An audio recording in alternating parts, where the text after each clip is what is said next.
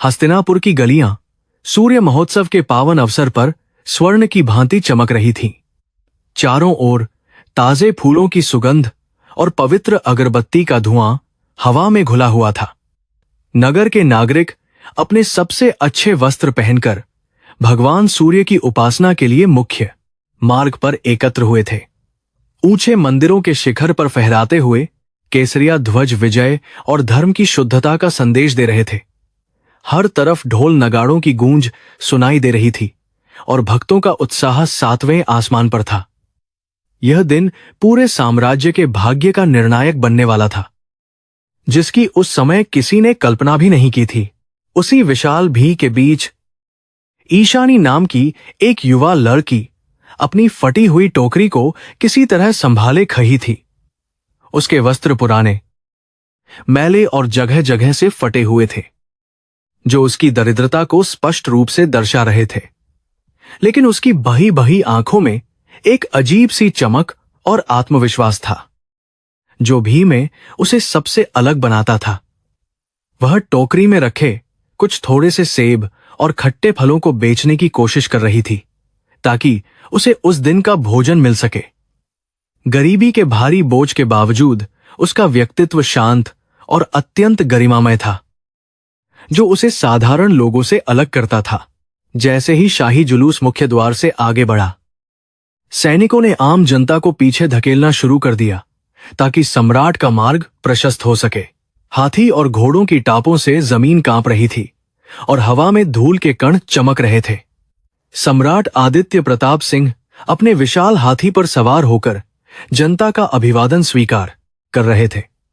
उनके पीछे उनके शक्तिशाली सेनापति और राज्य के प्रतिष्ठित दरबारी चल रहे थे। सोने के गहनों से लदे हुए हाथियों की चाल बहुत ही राजसी थी। पूरी दुनिया की विलासिता और शक्ति उस एक जुलूस में सिमटी हुई दिखाई दे रही थी। राजकुमार विक्रम, जो अपनी वीरता और घमंड के लिए पूरे आर्यावर्त में जाना जाता था, अपने काले घोड़े पर सवार होकर चल रहा था। उसकी आंखों में आम जनता के प्रति स्पष्ट रूप से तिरस्कार का भाव था। वह अक्सर यह मानता था कि गरीब लोग केवल उसकी सेवा के लिए पैदा हुए हैं और उनका कोई स्वतंत्र अस्तित्व नहीं है। जब उसका घोड़ा ईशानी के पास से गुजरा तो उसने उसे घृणा भरी दृष्टि से देखा। उसने अपने अंगरक्षक को संकेत दिया कि वह इस गंदगी को रास्ते से हटा दे। ईशानी को पीछे धकेला गया, जिससे उसकी कुछ फल जमीन पर गिर गए। उसी क्षण महान और विद्वान राजगुरु भार्गव, जो अपनी दिव्य दृष्टि और भविष्यवाणियों के लिए प्रसिद्ध थे, अचानक रुक गए।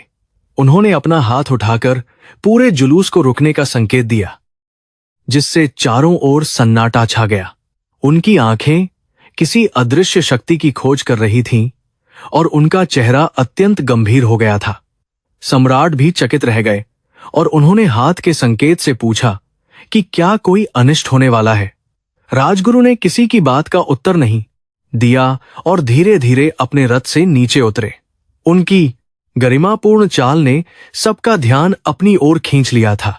राजगुरु भार्गव सीधे उस स्थान की ओर बढ़ने लगे जहां ईशानी अपमानित होकर अपने गिरे हुए फलों को उठा रही थी। पूरी भीड़ की सांसें थम गईं और लोग आपस में खुसर पुसर करने लगे कि आखिर एक महान नश्य इस साधारण लड़की के पास क्यों जा रहे हैं। राजकुमार विक्रम का चेहरा गुस्से से लाल हो गया था, क्योंकि उसे लग रहा था कि एक मामूली फल बेचने वाली के कारण उसका अपमान हो रहा है। वह अपने घोड़े से उतरने ही वाला था कि राजगुरु के व्यवहार ने उसे जज कर दिया। राजगुरु ने ईशानी के सामने जाकर अपने हाथ जोड़ लिए। पवित्र वेदों के ज्ञाता और सम्राट के सलाहकार ने सबके सामने अपना मस्तक झुकाया और ईशानी के धूल भरे पैरों को स्पर्श किया। यह दृश्य इतना अविश्वसनीय था कि कई दरबारी अपने स्थान पर ही जम गए। ईशानी डर के मारे कांपने लगी और उसने अपनी फटी टोकरी को अपने सीने से और जोर से चिपका लिया। उसे समझ नहीं आ रहा था कि इतना बड़ा व्यक्ति एक अछूत और अनाथ लड़की के सामने क्यों झुक रहा है। राजगुरु ने अपनी गूंजती हुई आवाज में घोषणा की, हे देवी, आप साधारण नहीं हैं, आप आने वाले समय की नियति हैं। राजगुरु ने सम्राट की ओर मुड़कर ऊंचे स्वर में कहा, महाराज, आज भगवान सूर्य ने स्वयं मुझे संकेत दिया है। यह कन्या जिसके हाथ में यह फटी हुई टोकरी है, वही इस आर्यावर्त की भाभी साम्राज्य और रक्षक बनेगी। उनकी इस घोषणा ने पूरे हस्तिनापुर में बिजली की तरह दौड़ लगा दी। लोग विश्वास नहीं कर पा रहे थे कि एक भिखारी जैसी दिखने वाली लड़की कभी सिंहासन पर बैठ सकती है। सैनिकों के हाथ से तलवारें ढीली पड़ गईं और आम लोग विस्मय से ईशानी को देखने लगे। चारों ओर से उठने वाला शोर अचानक शांत हो गया था। राजकुमार विक्रम ने जोर से अट्टहास किया और उपहासपूर्ण लहजे में कहा, राजगुरु, शायद आपकी उम्र ने आपकी बुद्धि पर पर्दा डाल दिया है। ये लड़की जो 2 कौई के फलों के लिए संघर्ष कर रही है, वह मेरी रानी बनेगी, यह असंभव और अपमानजनक है। उसने ईशानी की टोकरी को लात मार दी, जिससे बचे हुए फल भी धूल में मिल गए। ईशानी की आंखों में आंसू आ गए, लेकिन उसने अपना सिर नहीं झुकाया। उसने राजकुमार की आंखों में सीधे देखा, जिसमें डर के बजाय एक शांत ज्वालामुखी सा आक्रोश और दृढ़ता साफ झलक रही थी। सम्राट आदित्य प्रताप ने अपने पुत्र को शांत रहने का आदेश दिया और गंभीर भाव से राजगुरु की ओर देखा। उन्हें पता था कि भार्गव की भविष्यवाणियां कभी गलत नहीं होती थीं, भले ही वे वर्तमान में असंभव क्यों न लगे। उन्होंने सैनिकों को निर्देश दिया कि ईशानी को पूरे सम्मान के साथ राजमहल के अतिथि गृह में ले जाया जाए। ईशानी को समझ नहीं आ रहा था कि उसके जीवन का यह मोह उसे कहां ले जाएगा। उसे लग रहा था जैसे वह किसी सपने में है, जहां उसकी गरीबी का उपहास एक दिव्य वरदान में बदल गया था। जैसे ही ईशानी को ले जाया जाने लगा, उसने अपनी फटी टोकरी को साथ ले जाने की जिद की। दरबारी उसे फेंक देना चाहते थे, लेकिन उसने उसे छोड़ने से मना कर दिया। उसने कहा कि यह टोकरी उसे उसकी मेहनत और उसके संघर्ष की याद दिलाती रहेगी। राजगुरु ने मंद मुस्कान के साथ सम्राट से कहा कि यही जिद और जुड़ाव उसे एक महान शासक बनाएगा। महल की ऊंची दीवारों ने अब ईशानी का स्वागत किया, जहां की भव्यता और ऐश्वर्य उसके लिए पूरी तरह से अनजाने और डरावने थे। उसका नया जीवन संघर्षों की शुरुआत मात्र था। महल के भीतर पहुंचते ही दासियों ने उसे घेर लिया और उसे स्नान कराने के लिए ले जाने लगीं। ईशानी को उन रेशमी वस्त्रों और कीमती आभूषणों से घबराहट हो रही थी जो उसे पहनने के लिए दिए जा रहे थे। उसे उन अंधेरी गलियों की याद आ रही थी जहां उसने अपना पूरा जीवन बिताया था। उसे महसूस हुआ कि भले ही उसकी बाहरी वेशभूषा बदल रही थी, लेकिन उसका मन अब भी उन्हीं गरीबों के लिए धड़क रहा था जिनसे वह अभी अलग हुई थी। वह जानती थी कि उसे अब अपनी असलियत साबित करने के लिए और काजी मेहनत करनी होगी। राजकुमार विक्रम ने अपने कक्ष में जाकर अपनी नाराजगी व्यक्त की और थप्पड़ मारकर एक कीमती गुलदान तोड़ दिया। उसे लगा कि उसके अधिकार और सिंहासन पर एक बाहरी लड़की का साया पड़ रहा है। उसने अपने विश्वासपात्र सेनापति को बुलाया और आदेश दिया कि वह इस लड़की के बारे में सब कुछ पता लगाए। वह चाहता था कि किसी भी तरह से इस भविष्यवाणी को गलत साबित किया जाए और ईशानी को महल से बाहर निकाला जाए। उसके मन में नफरत और प्रतिशोध की आग भड़क उठी थी जो बहुत खतरनाक साबित होने वाली थी। उसी समय महल के दूसरे कोने में सेनापति आर्यन ने ईशानी के बारे में सुना और उसकी सुरक्षा की जिम्मेदारी अपने हाथों में ले ली। आर्यन एक न्यायप्रिय और शक्तिशाली योद्धा था जिसे सम्राट पर पूरा भरोसा था। उसने ईशानी को दूर से देखा जब वह खिड़की के पास खड़ी होकर डूबते सूरज को देख रही थी।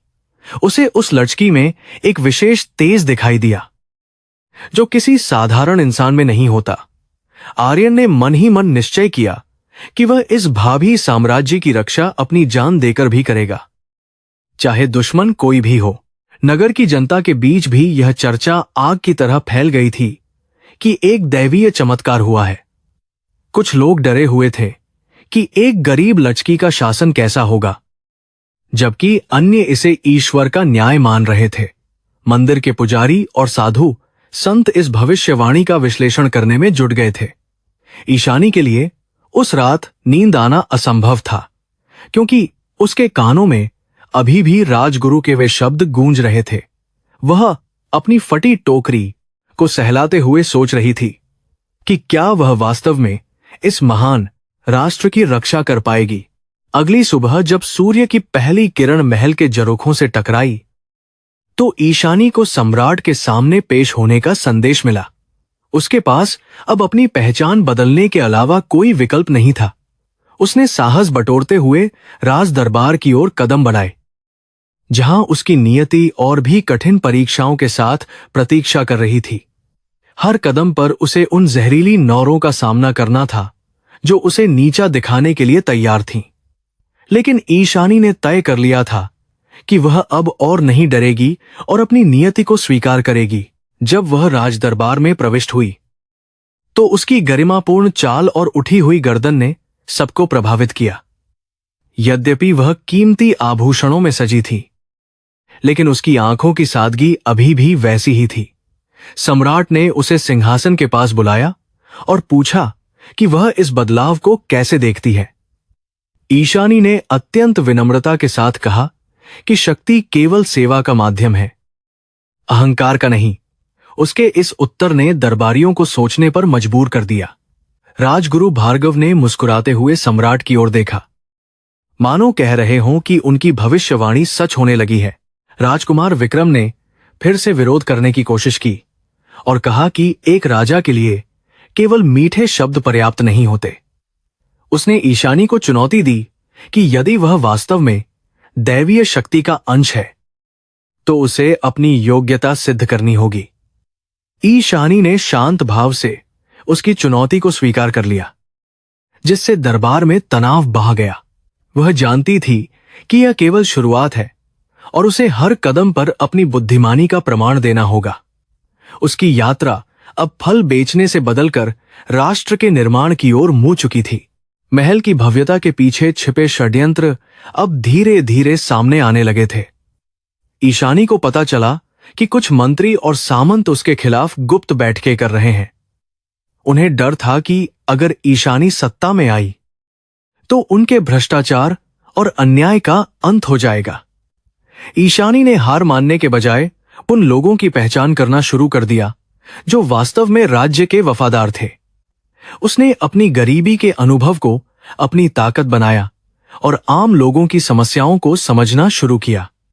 उसका ये रणनीतिक दृष्टिकोण उसे अन्य राजकुमारों से बहुत अलग बना रहा था।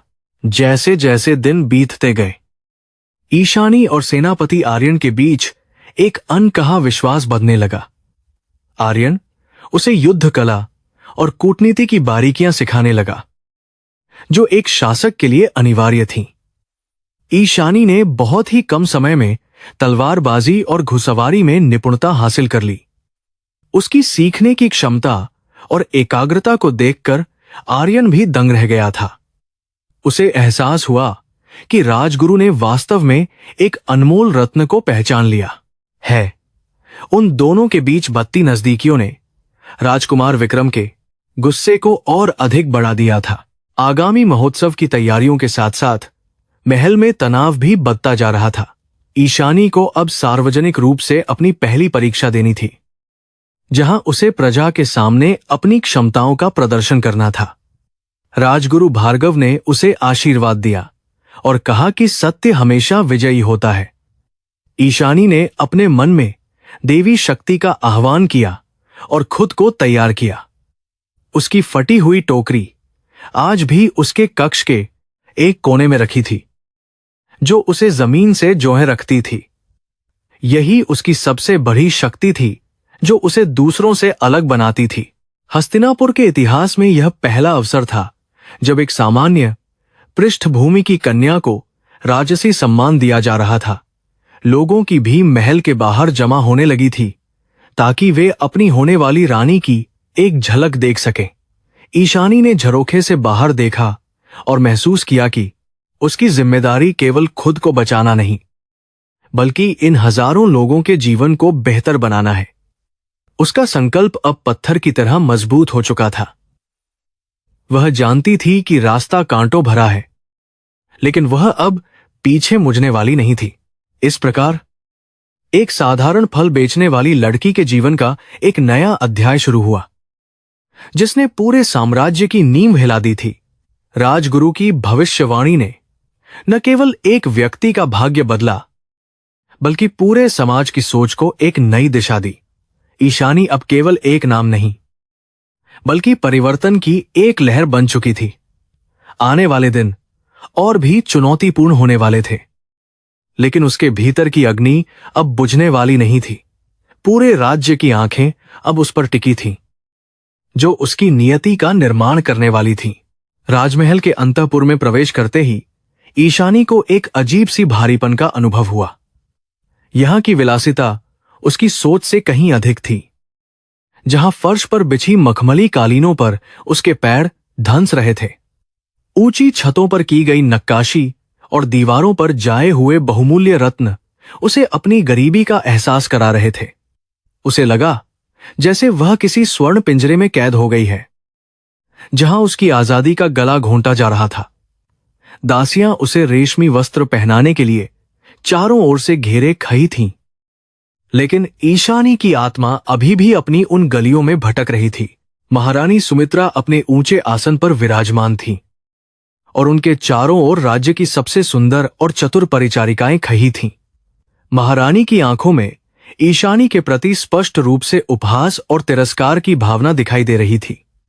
उन्होंने ईशानी को सिर से पांव तक देखा और अपनी नाक सिकोड़ ली, जैसे उन्हें कोई दुर्गंध आ रही हो।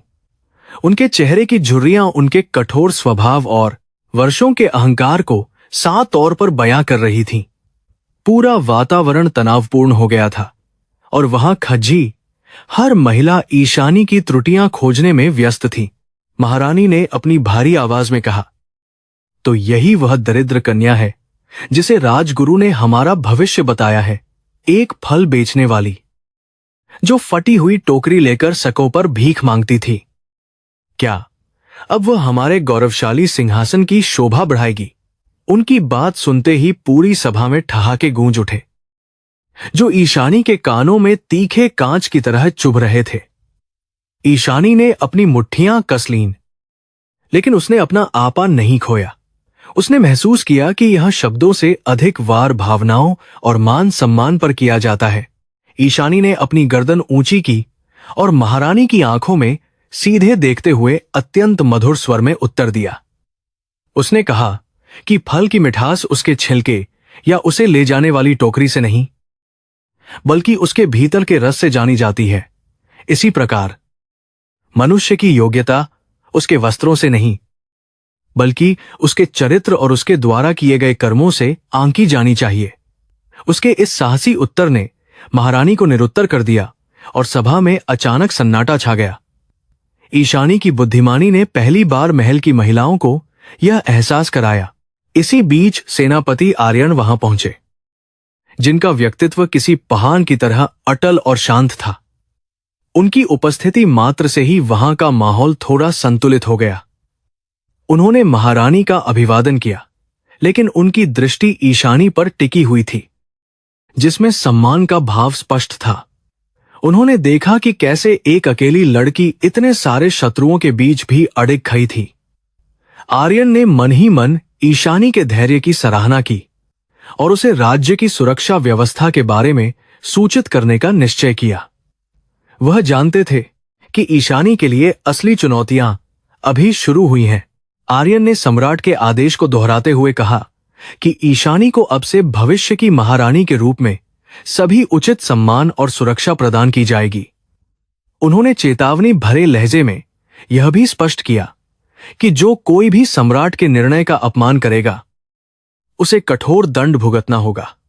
यह सुनते ही महारानी और उनकी परिचारिकाओं के चेहरे की रंगत हो गई। वे समझ गई थीं कि ईशानी अब केवल एक अनाथ लड़की नहीं थी, बल्कि उसके पीछे राज्य की शक्ति खड़ी थी। ईशानी ने आर्यन की ओर कृतज्ञता भरी नजरों से देखा था। शाम होते ही ईशानी को उसके विशाल और भव्य कक्ष में ले जाया गया, जहां उसकी सुख सुविधा का हर सामान मौजूद था। खिड़की से बाहर झांकने पर उसे दूर तक फैला हुआ हस्तिनापुर का दृश्य दिखाई दे रही था। वह सोच रही थी कि कैसे कुछ ही घंटों में उसका पूरा जीवन बदल गया था।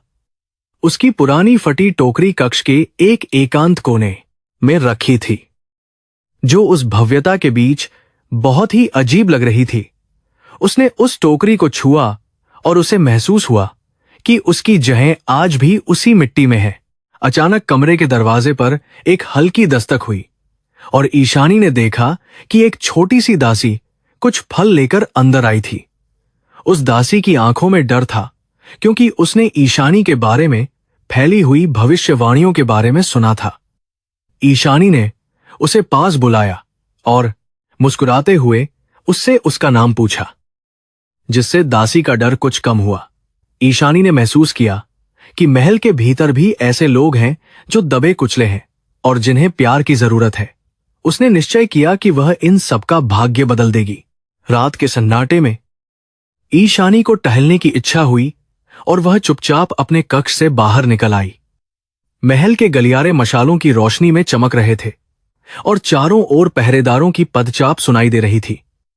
वह अनजाने में एक गुप्त बगीचे की ओर चली गई, जहां फूलों की तीव्र सुगंध हवा में तैर रही थी। वहां उसे फिर से आर्यन मिला, जो अकेले बैठकर चंद्रमा की चांदनी में अपनी तलवार को निहार रहा था। उन दोनों की मुलाकात फिर से हुई, लेकिन इस बार कोई औपचारिक बाधा नहीं थी। आर्यन ने ईशानी से पूछा कि क्या वह इस नए जीवन के लिए तैयार है, क्योंकि यहां का हर सुख एक नई चुनौती लेकर आता है। ईशानी ने उत्तर दिया कि उसने शतकों पर भूख और अपमान का सामना किया है, इसीलिए वह किसी भी परीक्षा से नहीं डरती। उसने अपनी दृढ़ इच्छा शक्ति का परिचय देते हुए कहा कि वह इस राज्य को न्याय और धर्म की राह पर ले जाने के लिए प्रतिबद्ध है।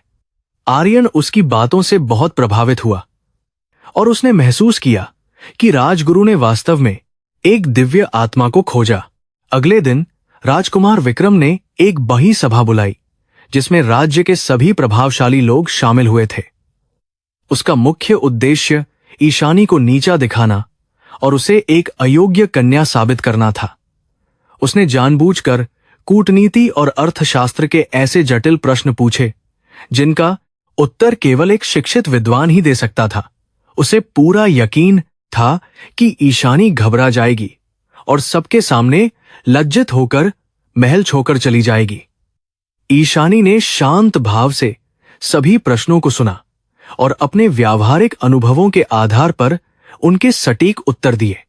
ईशानी ने समझाया कि राज्य की असली शक्ति उसकी प्रजा के संतोष और खुशहाली में निहित होती है, न कि केवल खजाने में। उसने उन समस्याओं का जिक्र किया जिन्हें उसने सचकों पर रहते हुए खुद झेला था और उनके समाधान भी बताए। उसके व्यावहारिक सुझाव इतने सटीक थे कि वृद्ध मंत्री भी अपनी गर्दन हिलाकर उसकी प्रशंसा करने लगे। विक्रम का चेहरा गुस्से से काला पड़ गया, क्योंकि उसकी योजना पूरी तरह से विफल हो गई थी। ईशानी की बुद्धिमत्ता ने यह सिद्ध कर दिया कि ज्ञान जीवन से मिलता है। महारानी सुमित्रा ने जब यह सुना तो उन्होंने एक नई चाल चलने का फैसला किया और ईशानी को शाही भोजन पकाने की चुनौती दी। प्राचीन परंपरा के अनुसार भाभी महारानी को कम से कम एक बार अन्नपूर्णा के रूप में अपनी सेवा देनी पड़ती थी। महारानी ने रसोई के प्रधान को गुप्त निर्देश दिए कि वह ईशानी को खराब सामग्री और कम समय दे। वे चाहती थीं कि ईशानी का बनाया भोजन सम्राट को पसंद न आए और उसका अपमान हो। ईशानी ने इस चुनौती को भी प्रसन्नता से स्वीकार कर लिया। ईशानी ने रसोई में कदम रखा और देखा कि वहां की स्थिति जानबूझकर बिगाड़ी गई थी, लेकिन उसने हार नहीं मानी। उसने बहुत ही कम संसाधनों के साथ ऐसे दिव्य व्यंजन तैयार किए जिनकी सुगंध पूरे महल में फैल गई। जब सम्राट ने भोजन ग्रहण किया तो उन्होंने उसकी तुलना अमृत से की और ईशानी को स्वर्ण मुद्राओं से सम्मानित किया। महारानी की योजना एक बार फिर धरी की धरी रह गई और ईशानी की प्रतिष्ठा और बढ़ गई। महल के कर्मचारियों के मन में ईशानी के प्रति बहुत सम्मान बढ़ा। इन्हीं घटनाओं के बीच ईशानी को एहसास हुआ कि कोई उसे अंधेरे में देख रहा है और उसकी हर गतिविधि पर नजर रख रहा है। उसने देखा कि महल की परछाइयों में कुछ संदिग्ध लोग घूम रहे हैं जो शायद विक्रम के जासूस थे। उसने आर्यन को इस बारे में सूचित किया, जिसने तुरंत महल की सुरक्षा बढ़ाने का आदेश दिया। आर्यन ने ईशानी को खुद की रक्षा करने के लिए कुछ गुप्त तरीके सिखाए और उसे एक छोटा सा खंजर भेंट किया। ईशानी ने उस उपहार को बड़ी सावधानी से रख लिया। एक रात ईशानी के कक्ष में अचानक एक जहरीला सांप छोड़ा गया, जो उसे मारने का एक कायरतापूर्ण प्रयास था। ईशानी की नींद अचानक खुली और उसने फुफकार की आवाज सुनी, जिससे वह सतर्क हो गई। उसने साहस दिखाते हुए अपनी ओजनी का उपयोग किया और सांप को सुरक्षित रूप से एक बर्तन में बंद कर दिया। इस घटना ने उसे समझा दिया कि उसके दुश्मन अब उसे शारीरिक नुकसान पहुंचाने पर उतारू हो गए हैं। अगले दिन उसने यह बात किसी को नहीं बताई, बल्कि वह चुपचाप काम करती रही। आर्यन को जब इस घटना की भनक लगी तो वह बहुत क्रोधित हुआ और उसने उन पहरेदारों को दंडित किया जो ड्यूटी पर तैनात थे। उसने ईशानी से वादा किया कि वह उसकी छाया बनकर उसकी रक्षा करेगा और किसी भी शत्रु को उसके पास नहीं आने देगा। ईशानी ने आर्यन की आंखों में अपने प्रति जो चिंता देखी, उसने उसके हृदय को गहराई से छू लिया। उसने महसूस किया कि इस अनजान और क्रूर महल में आर्यन ही उसका एकमात्र सच्चा मित्र और संरक्षक था। उनका प्रेम बढ़ने लगा। महारानी सुमित्रा अब और भी ज्यादा व्याकुल हो गई थीं, क्योंकि ईशानी की लोकप्रियता हर दिन बढ़ती जा रही थी। उन्होंने तांत्रिकों की मदद लेने का फैसला किया ताकि ईशानी के ऊपर कोई काला जादू किया जा सके और उसका मानसिक संतुलन बिगड़ जाए। उन्होंने एक गुप्त पूजा का आयोजन किया, जिसमें ईशानी के विरुद्ध नकारात्मक ऊर्जा का आह्वान किया गया। लेकिन ईशानी की भक्ति और उसका शुद्ध मन इन सब ताकतों से कहीं अधिक शक्तिशाली था। उसने रोज सुबह सूर्य देव की दिल से उपासना करना शुरू किया। राजगुरु भार्गव ने ईशानी को बुलाकर उसे आगाह किया कि आने वाला समय और भी कठिन परीक्षाओं से भरा होगा। उन्होंने उसे बताया कि केवल साहस ही काफी नहीं है, उसे कूटनीति के खेल में भी माहिर होना पड़ेगा। उन्होंने उसे प्राचीन ग्रंथों और युद्ध नीति की शिक्षा देना शुरू किया, जिसे ईशानी ने बहुत ही गंभीरता से ग्रहण किया। ईशानी अब एक साधारण लड़की से बदलकर एक चतुर और शक्तिशाली राजनेत्री की तरह सोचने लगी थी। उसकी हर चाल अब नपी तुली और बहुत प्रभावशाली होती थी। अंततः सम्राट ने घोषणा की कि ईशानी को औपचारिक रूप से राज्य की युवराज्य घोषित करने के लिए एक विशेष समारोह आयोजित किया जाएगा। इस समाचार ने विक्रम और उसके समर्थकों के बीच हकंप मचा दिया, क्योंकि उन्हें पता था कि एक बार ईशानी को यह पद मिल गया तो उसे हटाना असंभव होगा। उन्होंने इस समारोह के दौरान ही कोई बड़ा हमला करने की गुप्त योजना बनाई ताकि सब कुछ हमेशा के लिए खत्म हो जाए। ईशानी भी जानती थी कि यह समारोह उसके जीवन का बड़ा खतरा है। ईशानी ने अपनी फटी हुई टोकरी को देखा और ईश्वर से प्रार्थना की कि वे उसे इतना सामर्थ्य दें कि वह इस महान जिम्मेदारी को उठा सके। उसने महसूस किया कि उसकी यात्रा अब केवल उसकी अपनी नहीं, बल्कि हस्तिनापुर के हर उस गरीब व्यक्ति की थी जिसने कभी न्याय का सपना देखा था। उसके मन में शांति थी, लेकिन आंखों में एक योद्धा की चमक थी जो किसी भी परिस्थिति में हार मानने को तैयार नहीं थी। वह अब उस भविष्य की ओर दृढ़ता से भई। प्राचीन अग्नि मंदिर की ऊंचाई और उसकी भव्यता हस्तिनापुर के वैभव का प्रतीक थी, जहां हवा में निरंतर पवित्र मंत्रों की गूंज सुनाई देती थी। मंदिर की सीढ़ियां विशाल पत्थर के खंभों से बनी थीं, जिन पर प्राचीन देवताओं की सुंदर नक्काशी की गई थी। आज इस पवित्र स्थान पर एक ऐसी परीक्षा होने वाली थी जो साम्राज्य की नियति को हमेशा के लिए बदल सकती थी। भक्तगण और दरबारी भारी संख्या में वहां एकत्र हुए थे। सबकी आंखें केवल उस कन्या पर टिकी थीं, जिसने पूरे नगर को स्तब्ध कर दिया था। राजकुमार विक्रम ने अपने हाथ में एक जलती हुई मशाल पकड़ी हुई थी और उसके चेहरे पर एक क्रूर मुस्कान खेल रही थी। उसने ऊंचे स्वर में घोषणा की कि यदि ईशानी वास्तव में दैवीय शक्ति का अंश है तो उसे दहकते हुए अंगारों के बीच से गुजरना होगा। उसने तर्क दिया कि पवित्र अग्नि कभी भी निर्दोष को हानि नहीं पहुंचाती, लेकिन पापी को भस्म कर देती है। उसकी इस मांग ने उपस्थित भीम में एक सिहरण पैदा कर दी, क्योंकि यह परीक्षा अत्यंत कठिन और प्राणघातक थी। ईशानी ने शांत भाव से उस धधकती हुई अग्निकुंड की ओर देखा, जहां से ऊंची ऊंची लपटें आकाश को छूने की कोशिश कर रही थीं। उसके मन में एक क्षण के लिए भय की लहर उठी, लेकिन उसने तुरंत अपनी आंखें बंद कर लीं और भगवान सूर्य का स्मरण किया।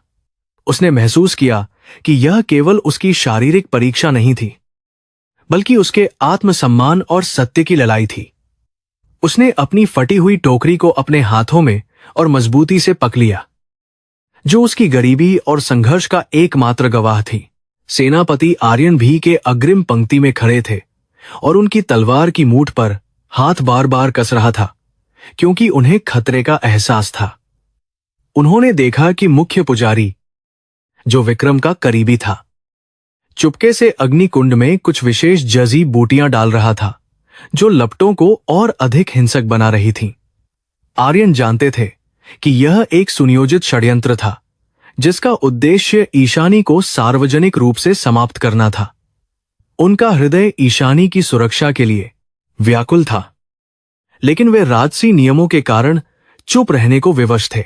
जैसे ही ईशानी ने अपना पहला कदम अग्नि की ओर बढ़ाया, चारों ओर से पवित्र जयकारे गूंजने लगे, जिससे वातावरण में एक नई ऊर्जा भर गई। उसने महसूस किया कि उसके पैरों के नीचे की जमीन अब ठंडी होने लगी थी, जबकि आंखों के सामने केवल लपटों का नाच दिखाई दे रहा था। उसके भीतर की दृढ़ता ने उसे आगे बढ़ने के लिए प्रेरित किया, मानो कोई अदृश्य शक्ति उसे सहारा दे रही हो। उसके फटे हुए वस्त्र हवा में लहरा रहे थे, लेकिन उसके चेहरे पर भय का कोई निशान नहीं था। अग्नि की लपटें अचानक और ऊंची हो गईं, जिससे वहां खड़े लोग अपनी आंखों को ढंकने पर मजबूर हो गए, क्योंकि गर्मी असहनीय होती जा रही थी। विक्रम के चेहरे पर जीत की चमक आ गई थी। उसे लगा कि अब ईशानी का अंत निश्चित है और उसका रास्ता साफ हो जाएगा। लेकिन तभी एक चमत्कार हुआ जो किसी की कल्पना से भी परे था, जिसे देखकर स्वयं पुजारी भी कांपने लगे। ईशानी के चारों ओर एक सुनहरी आभा दिखाई देने लगी थी, जो उसे उन प्रचंड लपटों के स्पर्श से सुरक्षित बचा रही थी। सबसे आश्चर्यजनक बात यह थी कि ईशानी की वह पुरानी और फटी हुई टोकरी, जो सूखी घास से बनी थी, अग्नि के बीच भी वैसी ही सुरक्षित रही। अग्निदेव ने मानो उस निर्दोष कन्या और उसके अतीत के प्रतीक को अपना आशीर्वाद दिया था, जिससे षड्यंत्रकारियों के चेहरे पीले पड़ गए। ईशानी धीरे धीरे और गरिमापूर्ण तरीके से अग्निकुंड को पार कर दूसरी ओर खड़ी हो गई, जहां उसकी त्वचा पर एक खरोंच तक नहीं आई थी। इस दृश्य ने उपस्थित जनसमूह को पूरी तरह से विस्मित और श्रद्धा से भर दिया था। पूरी भीड़ एक साथ ईशानी के चरणों में झुक गई और नया इतिहास रचने वाली महारानी के नारे पूरे मंदिर परिसर में गूंजने लगे। लोग अब उसे केवल एक भाग्यशाली लड़की नहीं, बल्कि साक्षात ईश्वरीय वरदान मानने लगे थे, जो उनके दुखों को दूर करने आई थी। मंदिर के अन्य छोटे पुजारियों ने भी राजगुरु भार्गव की भविष्यवाणी को स्वीकार कर लिया और ईशानी पर पुष्प वर्षा करना शुरू कर दिया। विक्रम की योजना पूरी तरह से विफल हो चुकी थी और वह अपमान की आग में जलने लगा था। विक्रम का घमंड चूर चूर हो गया था और वह क्रोध में अपनी तलवार के साथ वहां से निकलने की कोशिश करने लगा, ताकि वह अपना चेहरा छुपा सके। उसने महसूस किया कि ईशानी की शक्ति उसकी कल्पना से कहीं अधिक गहरी और पवित्र थी, जिसे वह भौतिक बल से नहीं दबा सकता था। सम्राट आदित्य प्रताप, जो गुप्त रूप से इस परीक्षा को देख रहे थे, उनकी आंखों में गर्व के आंसू छलक आए। उन्होंने स्वीकार किया कि उनका चुनाव और राजगुरु की दृष्टि बिल्कुल सही थी, जो राज्य के भविष्य को संवारने वाली थी। अग्निकुंड को पार करने के बाद ईशानी ने महसूस किया कि उसके भीतर का सारा डर अब हमेशा के लिए समाप्त हो चुका है और वह एक नई ऊर्जा से भर गई है। उसने अपनी टोकरी की ओर देखा और उसे गले से लगा लिया, क्योंकि उसे पता था कि यह संघर्ष अभी लंबा है और उसे अभी कई और बाधाओं को पार करना है। उसके लिए यह जीत केवल एक शुरुआत थी, जिसने उसे यह विश्वास दिलाया कि धर्म के मार्ग पर चलने वालों की रक्षा स्वयं देवता करते हैं। उसकी आंखों में अब एक नया संकल्प चमक रहा था। सेनापति आर्यन तुरंत ईशानी के पास पहुंचे और उन्होंने अपना सिर झुकाकर उसे सम्मान दिया, जो एक योद्धा का अपनी स्वामिनी के प्रति पूर्ण समर्पण का प्रतीक था। उन्होंने महसूस किया कि ईशानी के भीतर जो तेज है वह केवल युद्ध कौशल से नहीं, बल्कि उच्च नैतिक मूल्यों और असीम धैर्य से उत्पन्न हुआ है। आर्यन ने ईशानी को सुरक्षित रूप से वापस ले जाने के लिए अपने विश्वसनीय सैनिकों को तैनात किया, ताकि कोई भी दोबारा हमला न कर सके। उनकी आंखों में ईशानी के प्रति सम्मान और प्रेम की भावना और भी प्रगाढ़ हो गई थी। मुख्य पुजारी, जिसने विक्रम के साथ मिलकर षड्यंत्र रचा था, अब डर के मारे कांप रहा था, क्योंकि उसे पता था कि उसकी धूर्तता पकड़ी जा सकती है। वह मंदिर के गुप्त गलियारे से भागने की कोशिश कर रहा था, लेकिन राजगुरु भार्गव ने उसे पहले ही रास्ते में रोक लिया था। राजगुरु की दिव्य आंखों ने उसकी आत्मा को झकझोर दिया और उसे अपने पापों का एहसास कराया जो उसने धर्म के नाम पर किए थे। राजगुरु ने उसे चेतावनी दी कि जो ईश्वर की इच्छा के विरुद्ध कार्य करता है उसका विनाश निश्चित रूप से होता है। उस रात महल में उत्सव का माहौल था, लेकिन ईशानी अकेले अपने कक्ष के बरामदे में खड़ी होकर तारों भरे आकाश को देख रही थी। वह सोच रही थी कि कैसे एक दिन में वह पूरे साम्राज्य की आशा बन गई है और लोग उसे देवी की तरह पूजने लगे हैं। उसे अपने पिता की बातें याद आईं, जिन्होंने हमेशा सत्य की राह पर चलने की शिक्षा दी थी, चाहे परिस्थितियां कितनी भी कठिन क्यों न हो। उसे महसूस हुआ कि उसकी फटी टोकरी अब एक राजसी चिन्ह की तरह उसके जीवन का हिस्सा बन गई थी।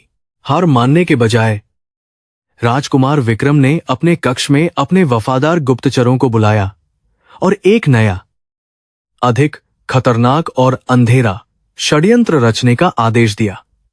उसने निश्चय किया कि यदि वह ईशानी को सार्वजनिक रूप से नीचा नहीं दिखा सका, तो वह उसे अंधेरी रातों के साये में हमेशा के लिए खामोश कर देगा। उसके मन में अब केवल प्रतिशोध की भावना थी, जो उसे सही और गलत के बीच का अंतर भुला चुकी थी। वह जानता था कि ईशानी की बहती लोकप्रियता उसके अपने भविष्य के लिए सबसे बड़ा खतरा साबित हो सकती थी। अगले कुछ दिनों में ईशानी ने राजगुरु और आर्यन के मार्गदर्शन में अपनी प्रशासनिक और सामरिक शिक्षा को और भी अधिक गंभीरता से लेना शुरू कर दिया। उसने राज्य के मानचित्रों का अध्ययन किया और उन क्षेत्रों की पहचान की जहां प्रजा सबसे अधिक कष्ट में थी और न्याय की गुहार लगा रही थी। वह केवल महलों की विलासिता में खोना नहीं चाहती थी, बल्कि वह वास्तव में लोगों की समस्याओं का समाधान करने के लिए खुद को तैयार कर रही थी। उसकी बुद्धिमत्ता और मेहनत को देखकर राज्य के सभी बड़े अधिकारी चकित रह गए थे। हस्तिनापुर के बाजारों में अब ईशानी की वीरता और उसकी पवित्रता के किस्से आम हो गए थे, जिससे लोगों के मन में उसके प्रति अपार श्रद्धा बढ़ गई थी। गरीब और बेसहारा लोग उसे अपनी मसीहा मानने लगे थे और उनके दिलों में यह उम्मीद जाग उठी थी कि अब उनके अच्छे दिन आने वाले हैं। ईशानी ने चुपके से वेश बदलकर नगर का दौरा करना शुरू किया, ताकि वह बिना किसी दिखावे के लोगों की वास्तविक स्थिति को अपनी आंखों से देख सके। उसके इस विनम्र व्यवहार ने उसे जनता के और भी करीब ला दिया था। एक शाम जब ईशानी महल के पुस्तकालय में बैठी थी, उसने महसूस किया कि कोई निरंतर उसका पीछा कर रहा है और उसकी हर हलचल को बहुत करीब से देख रहा है। वह सतर्क हो गई और उसने अपनी कमर में बंधे उस छोटे खंजर को हाथ लगाया जो आर्यन ने उसे सुरक्षा के लिए उपहार में दिया था। उसने पुस्तकालय की मशालों को एक एक करके बुझाना शुरू किया, ताकि वह हमलावर को अंधेरे में अपनी चाल से मात दे सके। उसकी इंद्रियां अब एक प्रशिक्षित शिकारी की तरह तेज और चौकस हो गई थीं, जो खतरे को भांप रही थीं। अंधेरे में एक परछाई तेजी से उसकी ओर बढ़ी, लेकिन ईशानी ने बड़ी फुर्ती से खुद को बचाया और हमलावर के हाथ पर प्रहार किया, जिससे उसकी चीख निकल गई। हमलावर ने देखा कि ईशानी अब कोई असहाय लड़की नहीं थी, बल्कि वह अपनी रक्षा करने में पूरी तरह सक्षम एक वीरांगना बन चुकी थी। वह तुरंत खिड़की से कूदकर बाहर भाग गया, लेकिन ईशानी के हाथ में उसकी कलाई से टूटा हुआ एक विशेष कार्य गया, जो केवल शाही अंगरक्षकों के पास होता था।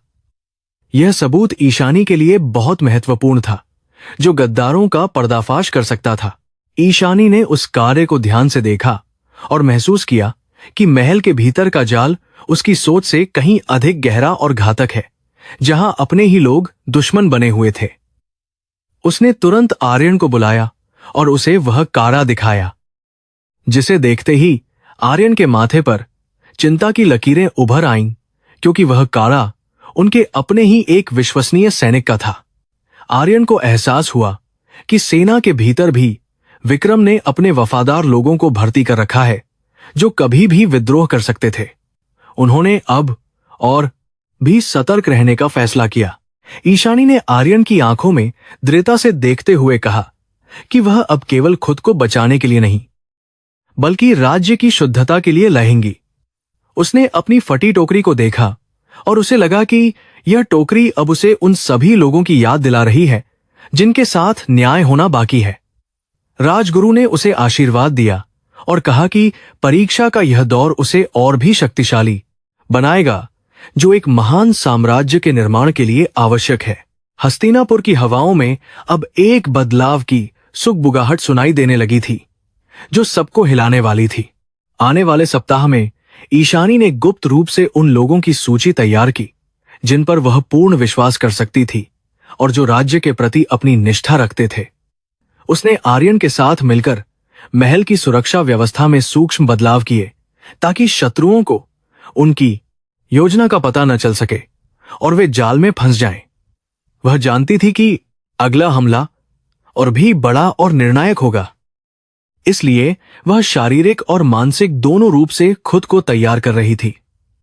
उसकी शांति और धैर्य ने उसके समर्थकों में एक नया विश्वास और जोश भर दिया था। महलों की ऊंची प्राचीरों के पीछे अब षड्यंत्रों की एक नई परत बिछाई जा रही थी, जिसमें न केवल विक्रम बल्कि कुछ सीमावर्ती राज्यों के दूत भी शामिल हो रहे थे।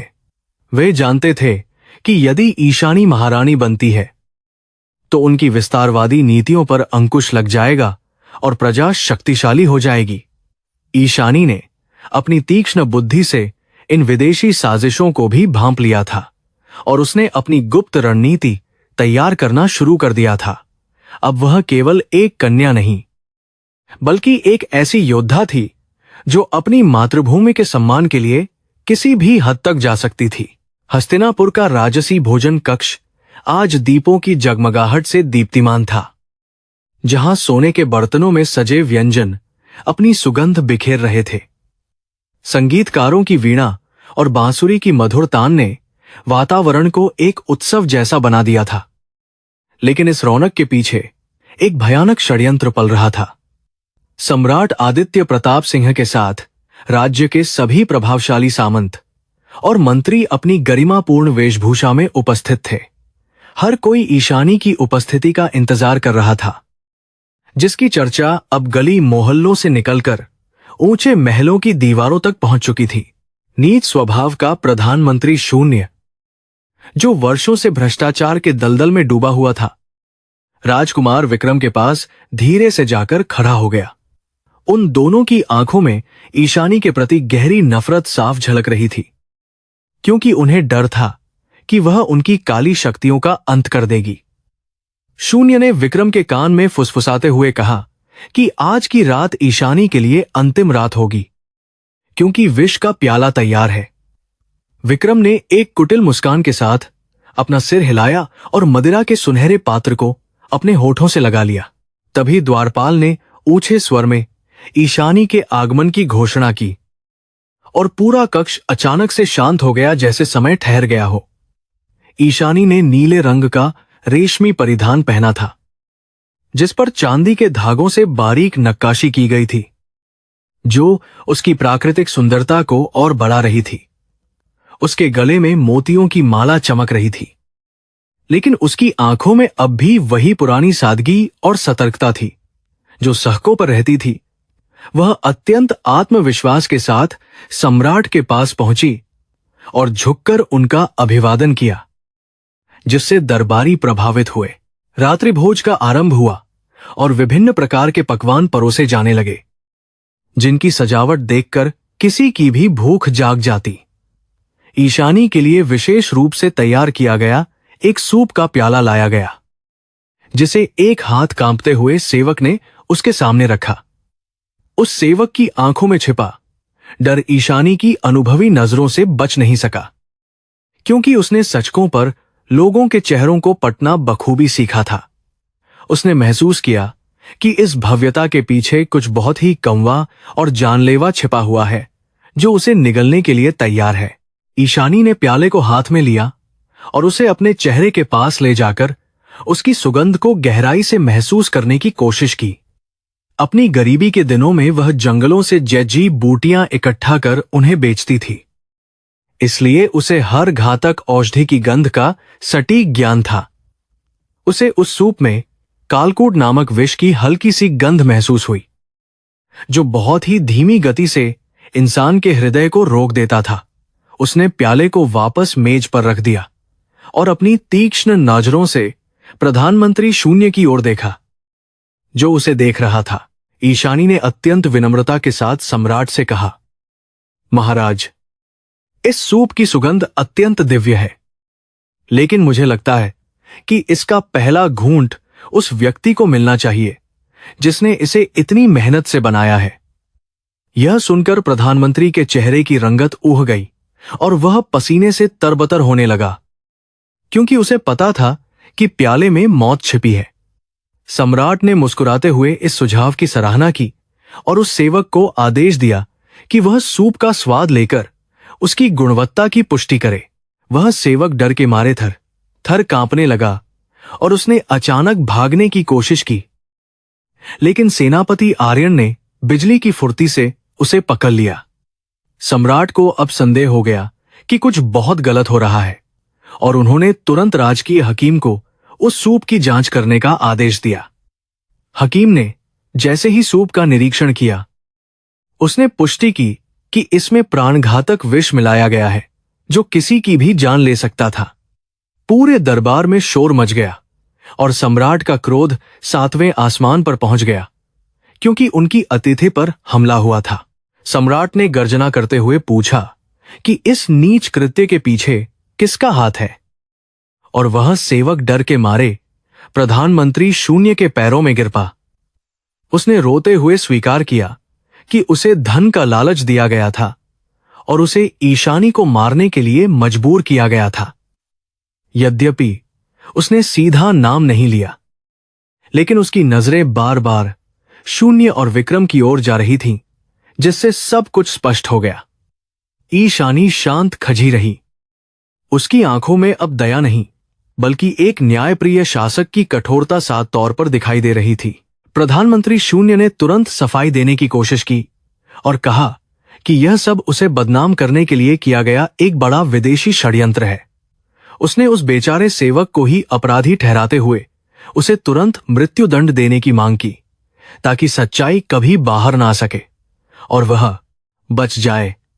लेकिन सम्राट अब इतने मूर्ख नहीं थे कि वे इस झूठी कहानी पर विश्वास कर लेते। उन्होंने शून्य को उसके पद से निलंबित कर दिया।